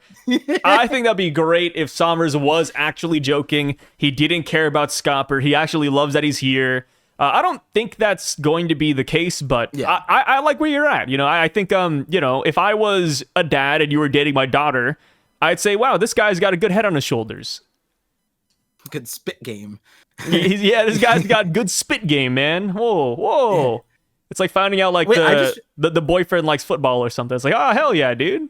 Yeah. I just realized Viz though, they didn't use Gyaban. Dude, have they been doing that? They don't use Gya. Wait, you're so right. Wait, what is Viz doing? Okay, so Viz has been spreading the Gaban, like with the Gyaban, and TCB and OP scans and pretty much everybody else, they do Gaban, so it's Gaban. But this week, TCB did Gyaban on TCB. I know that. they switched over? Yeah, TCB did it, and I liked it because Sommers went Gya, and I was like, "That's so good." Because then he goes Scopper Gaban. Did they like trade translators or what happened? Stephen Paul. Usually it's like it's swapped. So Stephen Paul saw that TCB went with the Y, and he's like, you know what? I'm going with an A today. Yeah. Wow. Apparently. I like I said, guys, like if you like the Viz translations, that is fine. Like you can enjoy. It's like Ronya, right? If you like Ronya, man, I'm not gonna bash it, but you gotta admit, like when it like Ronya's crazy. when it comes to this, like it's always good to like read multiple translations because you get the silliest things. Like I'm still looking forward to Elbath when we get to Mosa to see how Crunchyroll translates that and how they say it in Japanese and the English dub because they translate it to Shaggy, so they completely change their name. It's like the 4Kids dub. It's like changing Ace to Trace. Smoker's now Captain White. Your analogy. Reading the Viz is like Ronya's teeth. You're gonna get a lot of gaps. You're gonna get a lot of gaps in between. Yeah. You got to make those leaps. Which if you like that, that's fine. People like Ronya. It's an acquired taste, right? Yeah. So I was like, wait, what? Weren't they always doing the Gya? Wow, I didn't even notice that till you just said it. Yeah. I mean, this is my first time checking out the Viz. So yeah, I wasn't checking out Mother's Day, but yeah. Is your mom happy, by the way? Like, she have like a good Mother's Day? Yeah. She got the son was running all over the place. It was a lot of fun. He's in that well, he's always been infinite energy, but he's like jumping and running and stomping all over. Yeah. He's having a good time. My mom made like toy stations. She had my brother steal giant. I didn't even know these existed, dude. Like, do you know like the eggs? Like, like how at Costco you get boxes, right? They leave boxes empty crates so you could take your groceries or whatever. So there's those, and then there's like bigger boxes where they hold like a unit inside of it, and then there's the pallet boxes. She had my brother take the egg section, the pallets. So it's a giant like sandbox size box. And my brother took like 4 of them, and my mom used those and made like PlayStations for Zen to play in. And she was so excited to show that off. I was like, where did you get these? And my brother's like, I got lucky at Costco. I was like, I've never even seen these before. It's just giant caged egg boxes. I have never seen those before. But yeah, so he got to play in giant toy boxes. So that was fun. My mom it's all my toys from when I was like a baby. So my mom was like living the best life. Living large. Yeah, it was good. Nice. Yeah, I'm glad, man. I'm glad. Yeah. So to end things off with this chapter, man, I gotta ask the big question. What kind of haki is this? This reminds me of I was looking forward to this because this reminds me of the Kobe thing, where when we saw Kobe at Hachinosu, there was a lot of debate on whether or not Kobe had Conqueror's haki at the time. And this is almost the same thing in a way, where it's like, hey, like, is this Conqueror's haki? Like, you look at the lightning on Scopper's axe emitting from his person and coming off of Sommer's chest, and it's like, it could be Conqueror's haki, but what do you think about it? Yeah, I mean, clarity, I've always been a Kobe Conqueror's haki truther. Even before that panel came out, I've always been he's the next Garp. I literally said word for word, there's a clip. I said this, I think 2 years, maybe a year and a half before that came out. I was saying the next time we see Kobe, don't be surprised if he pulls out Conqueror's Haki and an insane level to an insane level, and that's the Honesty Impact. I believe that's Conqueror's Haki. And to an argumentative point, I don't think it'd be crazy to think that even if that weren't later on, Oda could just give give it to him him. Conqueror's Haki. Yeah, like, you know, even if you don't think that's Conqueror's, to think that Kobe's a character in the Navy lined up with Luffy that wouldn't have Conqueror, who is he going to give it to? Smoker? Honestly, be for real with me, guys. Like, at this point, are we giving Conqueror's Haki to Smoker instead of Kobe? I'd give it to them both, but Give Smoker it to the Garp makes disciple. yeah, it would make less sense to give it to Smoker at this point. That Logtown fraud, bro, like insane. But I think it'd be Conqueror's Haki. But as far as where that buck stops, like, is it a level of Conqueror's Haki that's able to damage him and stop the regeneration? I don't know about that. So I think it's Conqueror's Haki, but I think that there's probably like something else that he's doing, and I'm open to all the discussions. So another point, right? Like, me and Sai talked about this Scopper thing to like, that was probably like 80% of our conversation on the stream. We talked a lot about that. I don't even know if we talked about the rest. We talked about Ronya, but we talked about Scopper a lot, like all the different angles. And honestly, I'm still open to a lot of what you said and what people said. Like, is it maybe there's certain material that was used in his axe, like maybe the axe is special. Now I was like, maybe it's magic. Some people are saying magic. Some people are saying haki. Like, I couldn't tell you, to be honest, because Oda could go any of those directions. It could make sense. And I think we're just gonna have to wait and see, because it's not. I would, as much as I would want it, I would almost hate it if Scopper like turns around in the monologues and tells us like exactly what he did. He's just like, yeah. No, he should. Well, he should, because Robin's here and the Strats are here. Yeah, like, hey boys, this is how it's done. It'd be weird. It'd be weird. It would make sense, but like, I think the way it would make it not weird is if like the theory that I like thought about then and I kind of like still is that Scopper maybe learned this after God Valley. Like, the pirates were at God Valley, they experienced this regeneration, maybe possibly first time for most of them, outside of maybe Rocks, Roger, you know, and then they see like, yo, we can beat them, but we can't win against them. And so after God Valley, you know, reasonably they would arm up, similar to how the Straw Hats would be after Egghead, right? And also now Elbaf. Like, they experience this power. Now what do we do with it? The irony is what me and Sai harping on earlier about haki. They have experienced the pitfall of not having this ability that is the bread and butter of fighting a Logia, the exact thing that pushed the time skip Kizaru. And here we are, technically like 15 years later, and the Straw Hats still don't have that haki. So like, if Scopper turns around and goes like, yeah, that's that good old, you know, special enchantment sea stone haki sweet imbuement. Arizona. Like, the Straw Hats technically would just go in one ear and out the other ear, and they would just recognize it, be active, like, oh, look at that. I guess Cavendish also has, like, if Cavendish were able to do it too, they'd be like, that must be that thing that Scopper talked about. Yeah. I don't need it. Like, that would be what we'd get. So it's like, I don't know which way we're gonna get, but I do feel like the dialogue primes us up for a flashback, right? What? It's not coming back? Been a while, eh? SCOPPER GABAN, right? I think the TCB made it feel a little bit different. Like, TCB said, long time no see, right? And then Viz went with been a while. I like been a while more. I think Viz cooked with that one. Been a while has different charge to it a little bit. What do you think? Do you think, because I think been a while fits more with Scopper's reaction, right? Because he's like in current mood, because he's mad. So been a while is like, yeah, been a while, huh? It's just like, yeah. And I don't think the translation changes.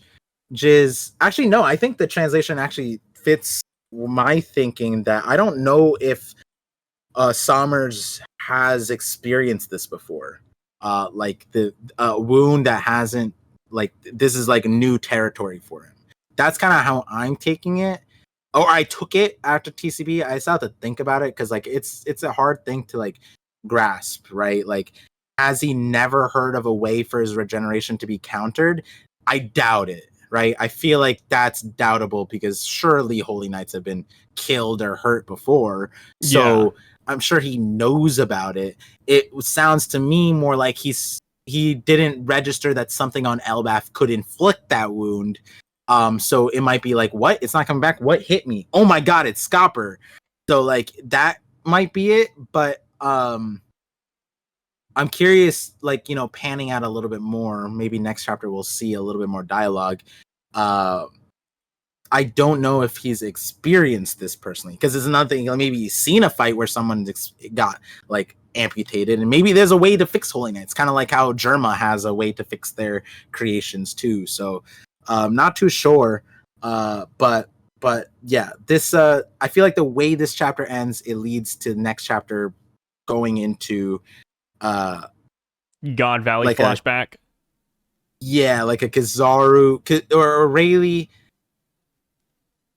and Kizaru had like a conversation to give us like how much familiarity there was, right? Kizaru was just like, hey man, I don't really want to do this. Can you just like not protect them? And Rayleigh was just like, well, you're attacking the new buds. I can't let that happen. Can't you just let them be their era? Come on, guy. And then they're like, nope, can't see the eye on this, so we're just gonna have to duke it out, right? This one's a lot more charged, so I think he can give us the familiarity of how much they know each other, and then depending on that dialogue, it's gonna be God Valley, because the biggest thing is, was Samar there, right? Or was there another time? Yeah, and if there was another time, that would be really interesting. I don't know which one I'd want more. Obviously, I'd like want imagine God the Valley. Roger Pirates pulled up to Marie's Raw in the past, and that's when they scuffled a little bit. That would be really sick. Yeah, or like leaving Laughtale, right? Like maybe there's something we don't know before or after Laughtale. Because like another thing that we always talk about, I think Shiryu kind of alluded to it, which is like, if I was the world government, I would protect these certain things, right? Like in Poneglyphs would be one that I'd keep them, right? And we don't necessarily think that they know where a Laughtale is per se, but having protective measures around, maybe they know a general area, right? And maybe they're just protecting a perimeter, something like that. Maybe it wouldn't be crazy to me to think that Scopper ran into Summers after God Valley.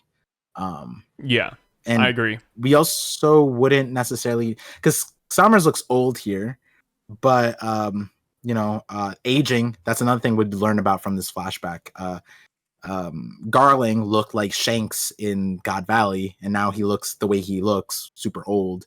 Summers looks younger than Garling, maybe a little bit. So like, I don't know how old he would be at God Valley. We don't know the age. We don't know how this regeneration or immortality stuff works. So maybe someone can like look into that and think that it's probably a post God Valley meet that Summers and Scopper had, right? Yeah. No matter what we get though, I mean, whether it's God Valley or past that, before that, I just love to see that flashback in general. Like, I think that's what I'm looking forward to the most. That and how Scopper's doing this. And as far as the Conqueror's Haki debate goes, I did throw up a poll on the main channel here.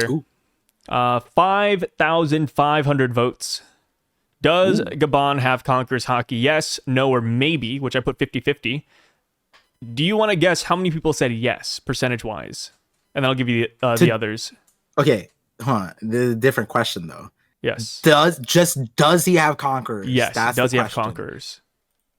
I would be, if it's not majority, I'd be, what? I want to hopefully say 70% said yes. Close. 82% said that Thank Scopper has Conqueror's Haki. Thank God. Oh, gosh. 14% said maybe, and only 4% outright said no. So that's a very low number to say no. Yeah, I could see why no would be bigger if you would have asked, was he using it here? Yeah. right? That would be a different question. But does he have it? I'm glad. I'm actually okay. The maybe might be a little bit confused. Why is it maybe? I feel like maybe is more Maybe it's like offending than. maybe it's like the fence sitter position. Like I don't know yet. That's what I'm saying. The fence sitter position pisses me off a little bit. Like, Hey, I'm in the maybe. Leave me alone. and just choose yes or no. There's no stakes to it. No one's holding. Like, I you're don't not know. gonna I die. mean, I think it would make sense if Scopper had it. But like, was Yeah. this a showing of Conqueror's Haki this chapter? That is what I'm like kind of amiss about. Oh, But, yeah. I mean, if it's this, then yeah. maybe it makes sense. Yeah. Yeah. Okay. I got that. So, yeah. but as far as Scopper having Conquerors, I think that's cool. Right? Like we have what Rayleigh has it, Roger has it. I think it just makes sense if Scopper has it. I mean, Odin. What's up? Has it? Shut up. And then Odin had Conqueror's Haki as well. So I feel like it just makes sense if Scopper had it, like the original trio of the Roger Pirates having it. Which I guess people one of the main reasons why people don't like this is because of the implications. At least that's what I've seen, where they think that because Scopper has it, Sanji will get it, and then they don't want Sanji to have Conqueror's Haki for one reason or another. And I don't agree with that necessarily, mainly because I think Sanji's gonna get it. I mean, I've always been on the boat that's like well before this, like Sanji getting Conqueror's Haki, getting his Black Flame, Black Lightning. Like, that is his next reasonable upgrade. Like, when you think about Luffy and Zoro, like, they got mini upgrades, like, lined up, ready to go. Like, people can theorize about them all day. But for Sanji, like, it's just mastering Jerma and then probably just Conqueror's Haki. Just give him basic one, you know? Yeah. I think it's fitting. Like the reason I said weird logic is because I agree. I've always been on the boat. Sanji getting Conqueror's Haki. I've tired 90-minute video on this.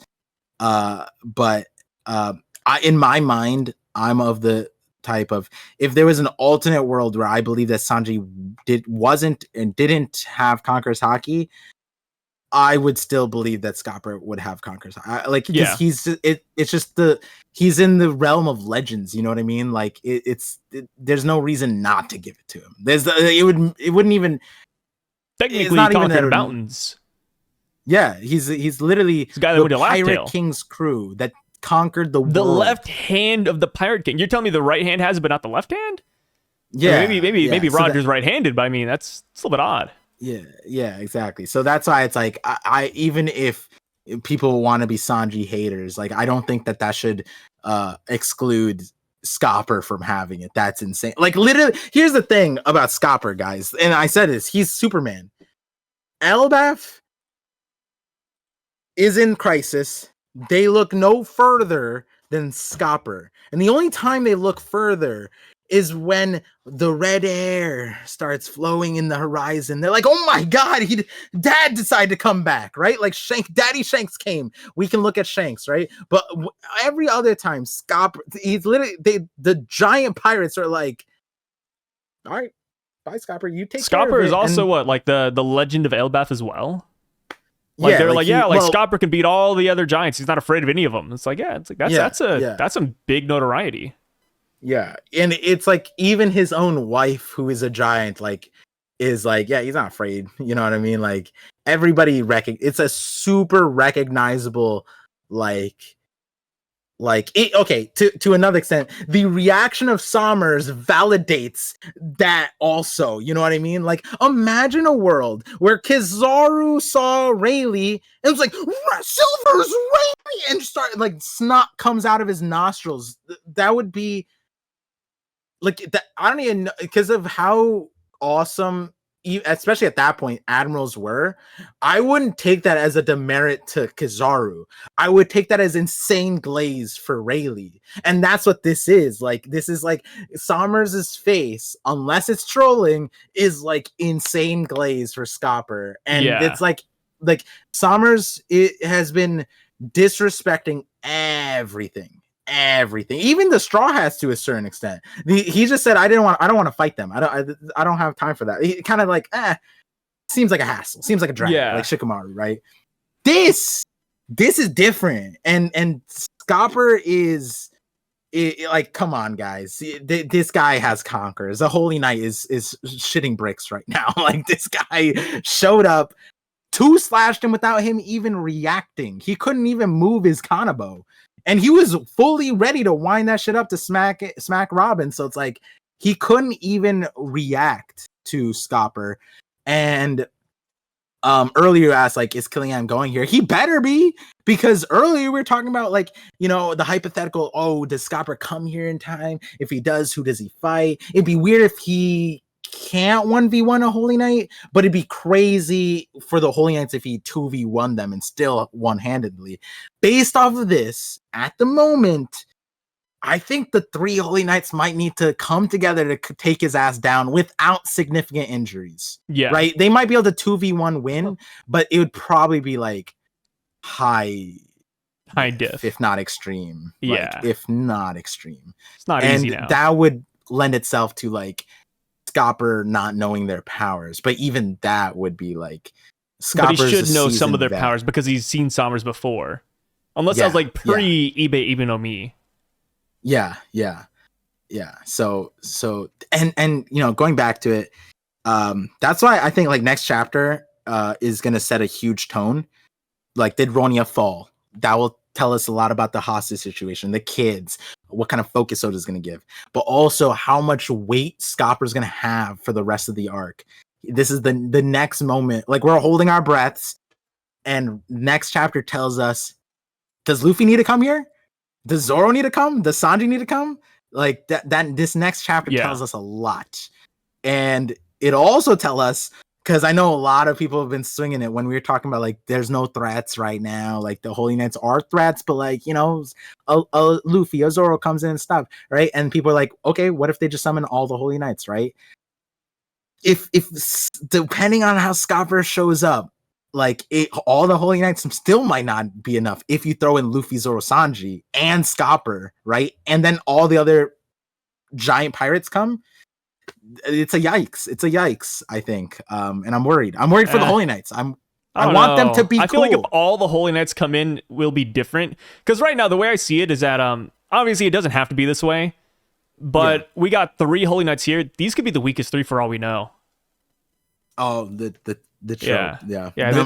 These could be like the weakest Holy Knights. Why did Odin number like them? Imagine you know, Holy Knight number 7, Saint Sommers is scared, but then you get to like Holy Knight number 3, Jijahu, and he's like not scared of Sommers or Scopper at all. I'm not gonna lie, I know. Okay. I maybe I should say what I'm gonna say first. That's some stupid ass shit that anime does and shonen stuff, but I love it. Yeah, it activates something in my monkey brain that I just really enjoy. Like all the dopamine releases. Like imagine Sommers gets bodied here, and then another Holy Knight shows up, a brand new one, and then he says, he's like, Sommers, do I have to carry you in the Scopper fight again? Like imagine like, do I have to beat Scopper one more time for you, buddy? Like, that would be nuts. Yeah. Like, obviously, that's like it's insane, like, you know, villain hype, but they cool. Show up, and then we get Sommers is at 50,000 Dorikis, and then 150,000 Dorikis. Holy Knight comes in. Oh my god! Yeah, maybe like another Holy Knight shows up, and then Scopper is like, finally, you've arrived.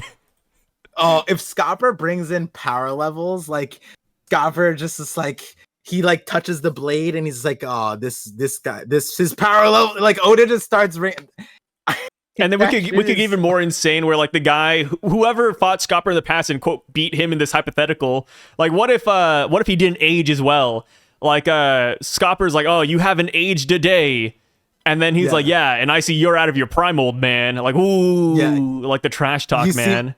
Yeah, you're half your strength, and then people like, you know, like Garp says this half his strength. It's like, all right, half his strength, but like he's still insane, guys. I don't know what you're seeing on the screen, but he's insane. It's almost like because when Garp says shit like that, right? And then you look at he was fighting Garling and Roger, whatever. Their primes are astronomical, right? Like if they were to fight on Elbaf would be ruined, right? If it's truly that scaling, right? And so like whoever comes after Sommers, if they're a God Valley vet fighting Prime Garp and they're locked into that Prime, my God. All right, I take it back. Holy Knights are cracked. Maybe that's what we need. Maybe we need Sommers, Killingham, and Gunko to get Lil Broed a little bit. We get the big dogs to come in, and then we have Scopper making the Sommers face here, like, that's the guy who fought Rocks and Rogers with one hand tied behind his back, like some shit like that. This is the man that beat Scopper in the past. Yeah, Saint Ice Cream. What the fuck? Why say ice cream? Because like Saint Ice Cream and like Scoop Ice Cream Scoop. Scoop. Oh yeah, Saint Scoop. You're not cooking. You're freezing. Yeah, it's crazy, dude. Yeah. Oh no, what when the ice cream, the frozen ice cream rolls? Oh, yeah. Saint Roll. You're doing that, whatever that is. Yeah. So when it comes to Conqueror's Haki as well, like, you know, people don't want too many Straw Hats to have it, but I mean, Oda loves his parallels. You know, forget me. Oda loves his parallels. He does it every damn day, right? The thing is that Roger's crew, you know, had 3 Conqueror's Haki users minus Scopper, right? We don't know Scopper for sure yet, but minus Scopper, they had 3. I think it would make sense if the Straw Hats had 3 as well. So that's why I think Sanji having it's no big deal. And if Scopper does have it, then Roger Pirates would have 4. And then at that point, I think the Yamato joining thing could fit in, because Yamato has Conqueror's Haki, so it'd be 4 and 4. Like the past and present kind of like meld together in that way. See, I don't think it's bad. Like that's why I'm pretty damn forgiving about like characters having Conqueror's Haki, and I get the whole mindset like there's too many people with it, but at the same time, like Oda's been doing that. Like all the top tiers just have it. Like that's just kind of what Oda's established. I mean, damn, like the Gorosei showed up to Egghead, and we got Conqueror's Haki. 3 of the 5 Gorosei immediately got it confirmed, at least, and then the other 2 we could just assume they have it, right? Because like it'd be weird if the other 2 just didn't have it at that point. Yeah. So, and then also going back to the parallel of like we were talking about like Luffy's crew having it and, you know, Roger's crew, I would honestly be surprised if they didn't have like a basic understanding of Haki by that point. 30 years on the ocean with Roger, and these hooligans didn't develop Haki to like a point where they can like cut something that requires Haki, right? And I'm thinking about Crocus. And I know he's not a confirmed user, but I remember I would imagine that if we were to like recontextualize when they saw Crocus and was it the Prince Wednesday or whatever, shot him with a cannonball and he just tanked it. I'm sure that like he was using some kind of Haki to like harden himself so that it wouldn't hurt him, right? Like he just tanked it and it was no issue. And he's like, he was just mad. And like, imagine shooting Robin in the face with a cannonball. She would die. like it'd be crazy if she didn't die. You know what I mean? Like she's a normal person. Usopp, Nami, they would have a way around it, but they just can't tank it. So I'm saying that because like I'm certain Crocus like was using a little bit of Haki there. That was like chapter 100 or whatever. But like, and it was comedic, whatever, because he just like tanked it, and it's like something's up with this guy. But it was to the point where like Zoro was about to fight his ass. He was like, what the fuck? What's up with this guy? What's wrong with him? Zoro and Sanji were like pissed off too, because he was just like not saying anything and taking mad long to say stuff. But yeah, like I would imagine that like, yeah, the Rogers Pirates probably had the level of Haki that we were talking about earlier to like just cut stuff. You know what I mean? Like, and you know, so alongside those certain few having Conquerors, main bunch having regular Haki. Like I feel like it's the more we gatekeep the lower level, the weirder it becomes to consume like a fight like this, right? Like where we're trying to gatekeep the left hand of the Pirate King against the Holy Knight. Just give him Conqueror's Haki. It's not the craziest thing in the world, especially not anymore. And the other thing, I've always been on the boat that like the way Oda had Rayleigh say it is that if you made a name for yourself on the ocean, which all the Straw Hats have, then you are probably going to have Haki of a level of. He was specifically talking about Conqueror's Haki in that conversation, but in reality, there was no gatekeep for the other Haki other than training it.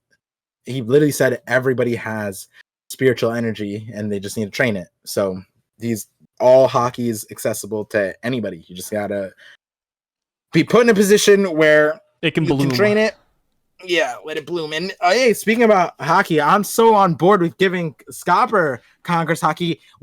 If I were to go back what I was saying earlier, having Scopper show off his Conqueror's haki like this, and then next chapter or in a chapter 2 or it would be next chapter, him seeing Ronya fall off and him breaking free with his own conquerors and it blooming, that would be poetry right there, you know, father son, like coordination, like, you know, Scopper's dealing with Sommers, Colin goes saves the Ronya, and the Straw Hats are distracting Gunko on their end, right? Also, well, Sommers is here now, but surely Gunko's gonna intervene at some point because she's nearby too, right? So I imagine it's gonna like Oda's gonna have to make it so that it like fluctuates, where like Scopper, Gunko, Sommers like stalemate, and then Killingham comes in and breaks the thing. But that goes back to our question: is Killingham even coming, or does he deal with this owl? Like, we don't know. Killingham versus the owl. My God. Yeah. But yeah, I feel like Scopper having it not a big deal, not a big deal at all. So as far as the regeneration goes, though, I don't think that Scopper is stopping the regeneration by using, or is due to him using Conqueror's haki. I don't think that's it. I think that's too easy of an answer as well. I think there could be something else at play. The two things that I really enjoyed. So this theory is what I saw people like kind of floating around, but people are saying that maybe he's like infusing his haki into Sommers. Like with his cuts and with his attacks, he leaves his haki inside of the wound so that it can't come back. I was like, that's not bad. Damn, that's kind of sick. That's a good idea. Those fan fictions are gonna change up. But yeah, I think I'd like kind of similar to like Poneglyph and the Cursed Swords type of situation where you're like imbuing a will into an object, not objectifying Sommers in that way, but if you were to weaponize that, then yeah, like, you know,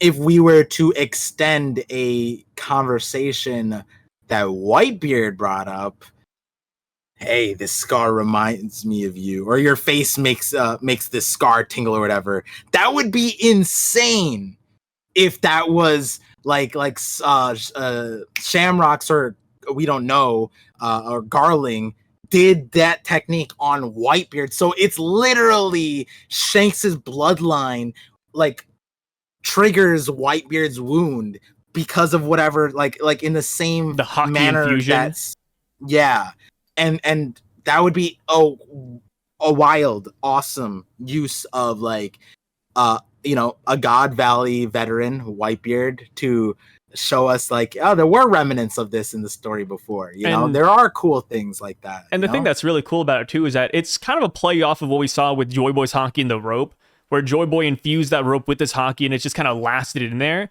Like this would be almost the same implementation. Like Scopper hits you with haki, which now I'm just kind of spinning off, but Scopper hits you with haki, and then that haki lives inside of you, and then it's just ready to like it's like a constant pain almost.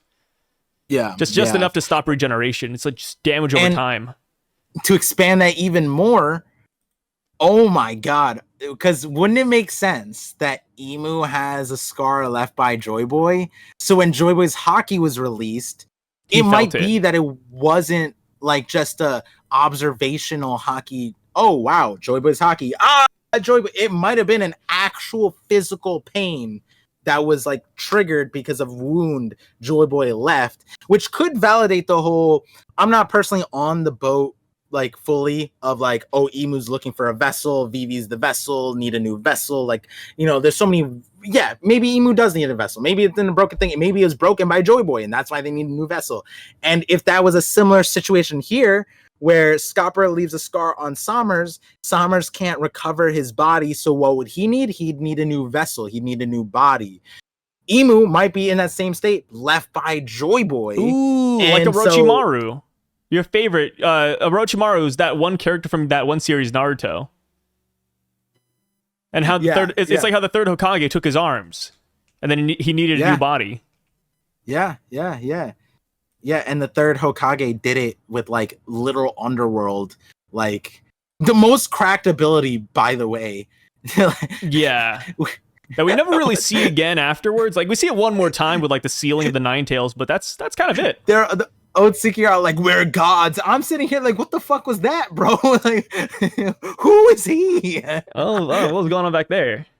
Yeah. Master Uwe, is like that the you? Otsuki shudder when the monkey comes out. He's just like, you said gods? And then like an otherworldly dimensional creature comes into play, and they're like, oh god. Oh god. See, this is why we had the 10 tails. Oh jeez. Honestly, that'd be a crazy way to spin out that. Boruto has never touched on that either, have they? I have no idea. I have not read Boruto. I gotta get the Blue Vortex. I heard good things. I read like the first couple of chapters of Blue Vortex, but that's it. I really like I whenever like I do manga, like I kind of like jump around. So like, I like the name. What's going of on Blue today? Vortex. I don't know what it's referring to. Sounds like Rasengan, but you know. Yeah. So. Yeah, that's a good idea right there. Like, they just said haki infusion, and I just kind of took it and spun off like 50 different ways that could actually make sense. And I love the haki infusion idea. Like, infuse all these wounds with haki, just have it constantly burn them so they can't come back. But another thing I thought about as well is that what if this is advanced observation? What if this is a spin on that? Because Scopper, if he's the Sanji parallel, should be a master at observation. And plus, we've seen firsthand that he's able to sense things that the Monster Trio cannot. Like the God Knight's arrival, for example. What if this is going to be a callback to Film Red? Where in Film Red, we saw Usopp, not exactly confirmed to be like advanced observation or anything like that, but Usopp had this interesting mind rope ability where he connected with his father in a different dimension, and they could see each other in like coordinated attacks. What if Scopper isn't just cutting Sommers, but he's cutting Sommers whose real body exists in a different dimension? What if he's like cutting his soul, or something that doesn't exist in this plane? Like for example, what if there's two Sommers but only the Sommers in the different dimension can actually be harmed, and this one is like his fake body in a way, but Sommers being able to connect and tether all of that is able to cut both. Yeah, and also I don't think that'd be. No, continue. Oh no, I was about to say also one thing I found interesting is that when Sommers takes this damage, right, like he gets cut, first up, we don't see his reaction after being sliced in the chest, but after his arm gets cut off, he shows no pain. He's more concerned. Maybe it's one of those things where he reacts later, like, my arm, like it's just too quick for him to like actually register it, but there is a reality where he just doesn't feel it because this isn't him. Yeah. I mean, One Piece character is a little bit interesting when it comes to losing arms. We just losing arms left and right, all willy-nilly, right? Like, it's part of Law's plan. And in his thing, he had to sell that his arm was hurting because it didn't get cut off. He like sliced it off or whatever, right? So he had to like fake it or whatever to sell the whole thing, which is funny because it's like, I don't know, it's kind of interesting. When you get to this situation, the astral, it's like a form of the astral body kind of theory. Yeah. But also different in a scope because they are bleeding. We do see blood. So that's like, if it was astral body, typically you wouldn't get that part, which would be the dead set clue that this is like not really them. But I like the idea of like, them using not necessarily avatars, but like I guess Avatar would be the best idea, where they're using like a body double and they're just like taking possession of the body.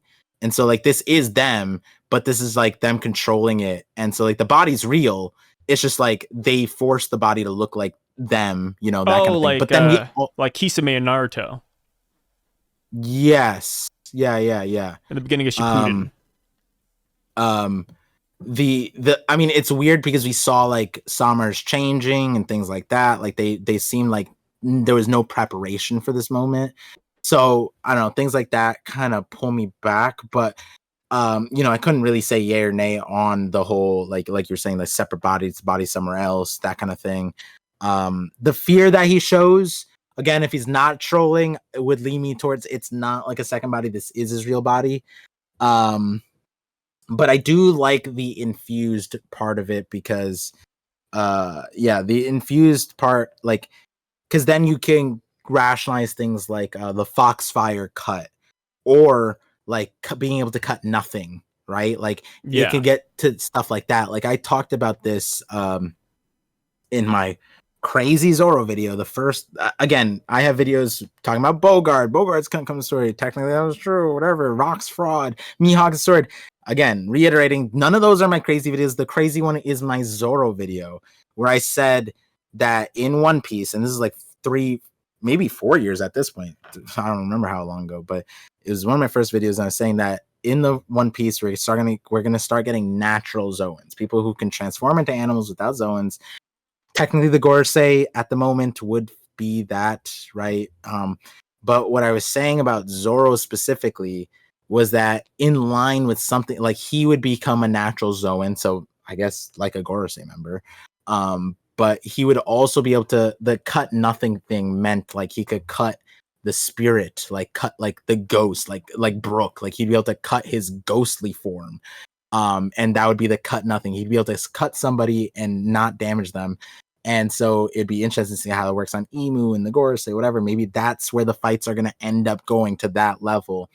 And so it'll be interesting if that would be the case, because like then that's all about your intent, which is exactly what Zoro trained with the breath of all things back at Alabasta. It was that he had to intend to cut something, and when he swung his blade, if he didn't intend to cut a leaf, it would not cut. But if he wanted to cut somebody, he would cut them and just them, not their blade, not what's behind them, not the building. That is all the intent. And so like that could be the next level of swordsmanship or bladesmanship that Scopper has. It could be that, and it might not even need to be like purely haki. It's like, well, that would be haki. It would just be like not like, it's like mental haki, you know. It's like a different form of that. I don't know how you necessarily train that, like, because like that feels like martial arts, like you train for hundreds of years to hone this ability, right? So it'd be weird to give that to Robin, Nami, Usopp, like that kind of thing. But the haki infusion thing could explain a lot of stuff, like the fox being able to rend the flame in half, right? How are they able to do that? That doesn't make sense either, right? So why is the flame split now? Why is he not regenerating? It's kind of similar. But then you could also do something opposite to that, which is what Kinemon also showed, which is that conjure flames, right? Like he was able to have the intent to create the flames, which would be that fourth haki thing that I have a video about back then. But yeah, this could be a lot of that. It could be like he's forcing like nature, like not nature laws, but like by the way he's cutting it or doing it, it'd be like sage jutsu on like a something like their position, the celestial dragon's position, that like they're insects, they're beneath them. But like if Enel were to contextualize it, it'd be like, oh, like you guys aren't gods, you guys are just like false gods, this is unnatural, right? You guys being up here or whatever, right? And so it might be like the sage, some kind of sage natural stuff. Maybe that's where this comes into play. And we do have inklings of stuff like that, like Weaver cards are like attached to your life energy, right? So I'd imagine we can start manipulating that by the end of the story. So Scopper being able to do that now wouldn't be that crazy to me. Yeah, whether this is a form of observation haki, nature taking its course, or just a different dimension. Like, I think there's a lot of good theories when it comes to this. Just hopefully Scopper tells us next chapter, because all the Straw Hats are present, right? Like, well, not all of them, but you know, Robin, Chopper, Brook, Nami, Usopp, the ones that don't matter. Like they're all right here. So yeah, if they learn it, that'd be dope in my book. But yeah, it could be. You know what? It could be. Oh, I like that actually, because remember in Dressrosa, Usopp used his observation haki and he saw like the orbs that like Luffy, Law, Sugar, he saw like orbs, light, and he's like, what is that? And he couldn't fully understand it, but he like instinctively is like, okay, I get it. I can piece things together, right? It would be crazy if Scopper elevated that conversation. Usopp was able to understand that, you know, like, and so the observation route might be on the money, considering the characters that would witness this. If you took into consideration Scopper telling us who are the audience here, yes, us, but also Nami, Usopp, Brook and Jinbei, right? It might be that Jinbei already knows, like not to the extent of like, oh, like um oh, this is the Holy Knight's weakness. But if Scopper like told him haki manipulation, Jinbei would probably be the first to be like, oh, I can do that. Oh, I know what you're talking about. Oh, that sounds a lot like Fishman Jujutsu. That's what we do, but just with water. So now you're telling me I have to do with like life energy? And then Usopp goes, oh, life energy. What does it look like? Oh, wait, I saw that. Is that what that was at Dress? Like he could literally do that. You know what I mean? And then Brook would be the perfect one because he's Soul King, who is a light energy thing. And like Scopper's like, you just need to visualize their soul. And then Brook can go, yo, and then pull out his soul. You mean like this? And Scopper's like, that's fucking weird. That's crazy. And so it might be that like that. Oh yeah, that I could easily see that being the perfect contextualization for how those Straw Hats would receive that observation haki. Nami would be the outlier, but Nami's a character that Oda kind of just like, she's a genius, she can figure things out. So if it's explained, she'll be like, oh, okay, so it's like this, and then she'll like scientifically contextualize it and then figure it out, right? So yeah, I'd like that a lot, actually.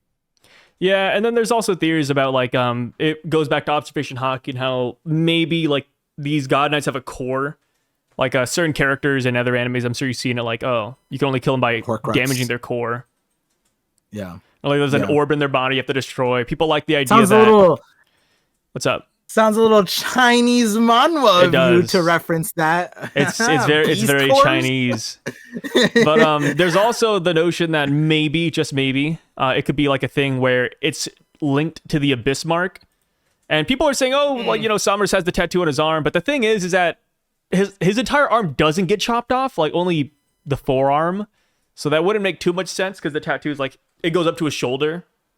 And then even then, we don't know if that's even the mark of the Abyss. That's just what people are saying. So yeah, there's a lot of stipulations with that still. But overall, I think there's a lot of fun ideas with it. There's a lot of ways it can go. Just like I said, hopefully they tell us what the hell's going on next chapter, or we get a flashback. Yeah. You know, I think Elbaf is going in a good direction. As far as Scopper like winning this battle, I think he could win.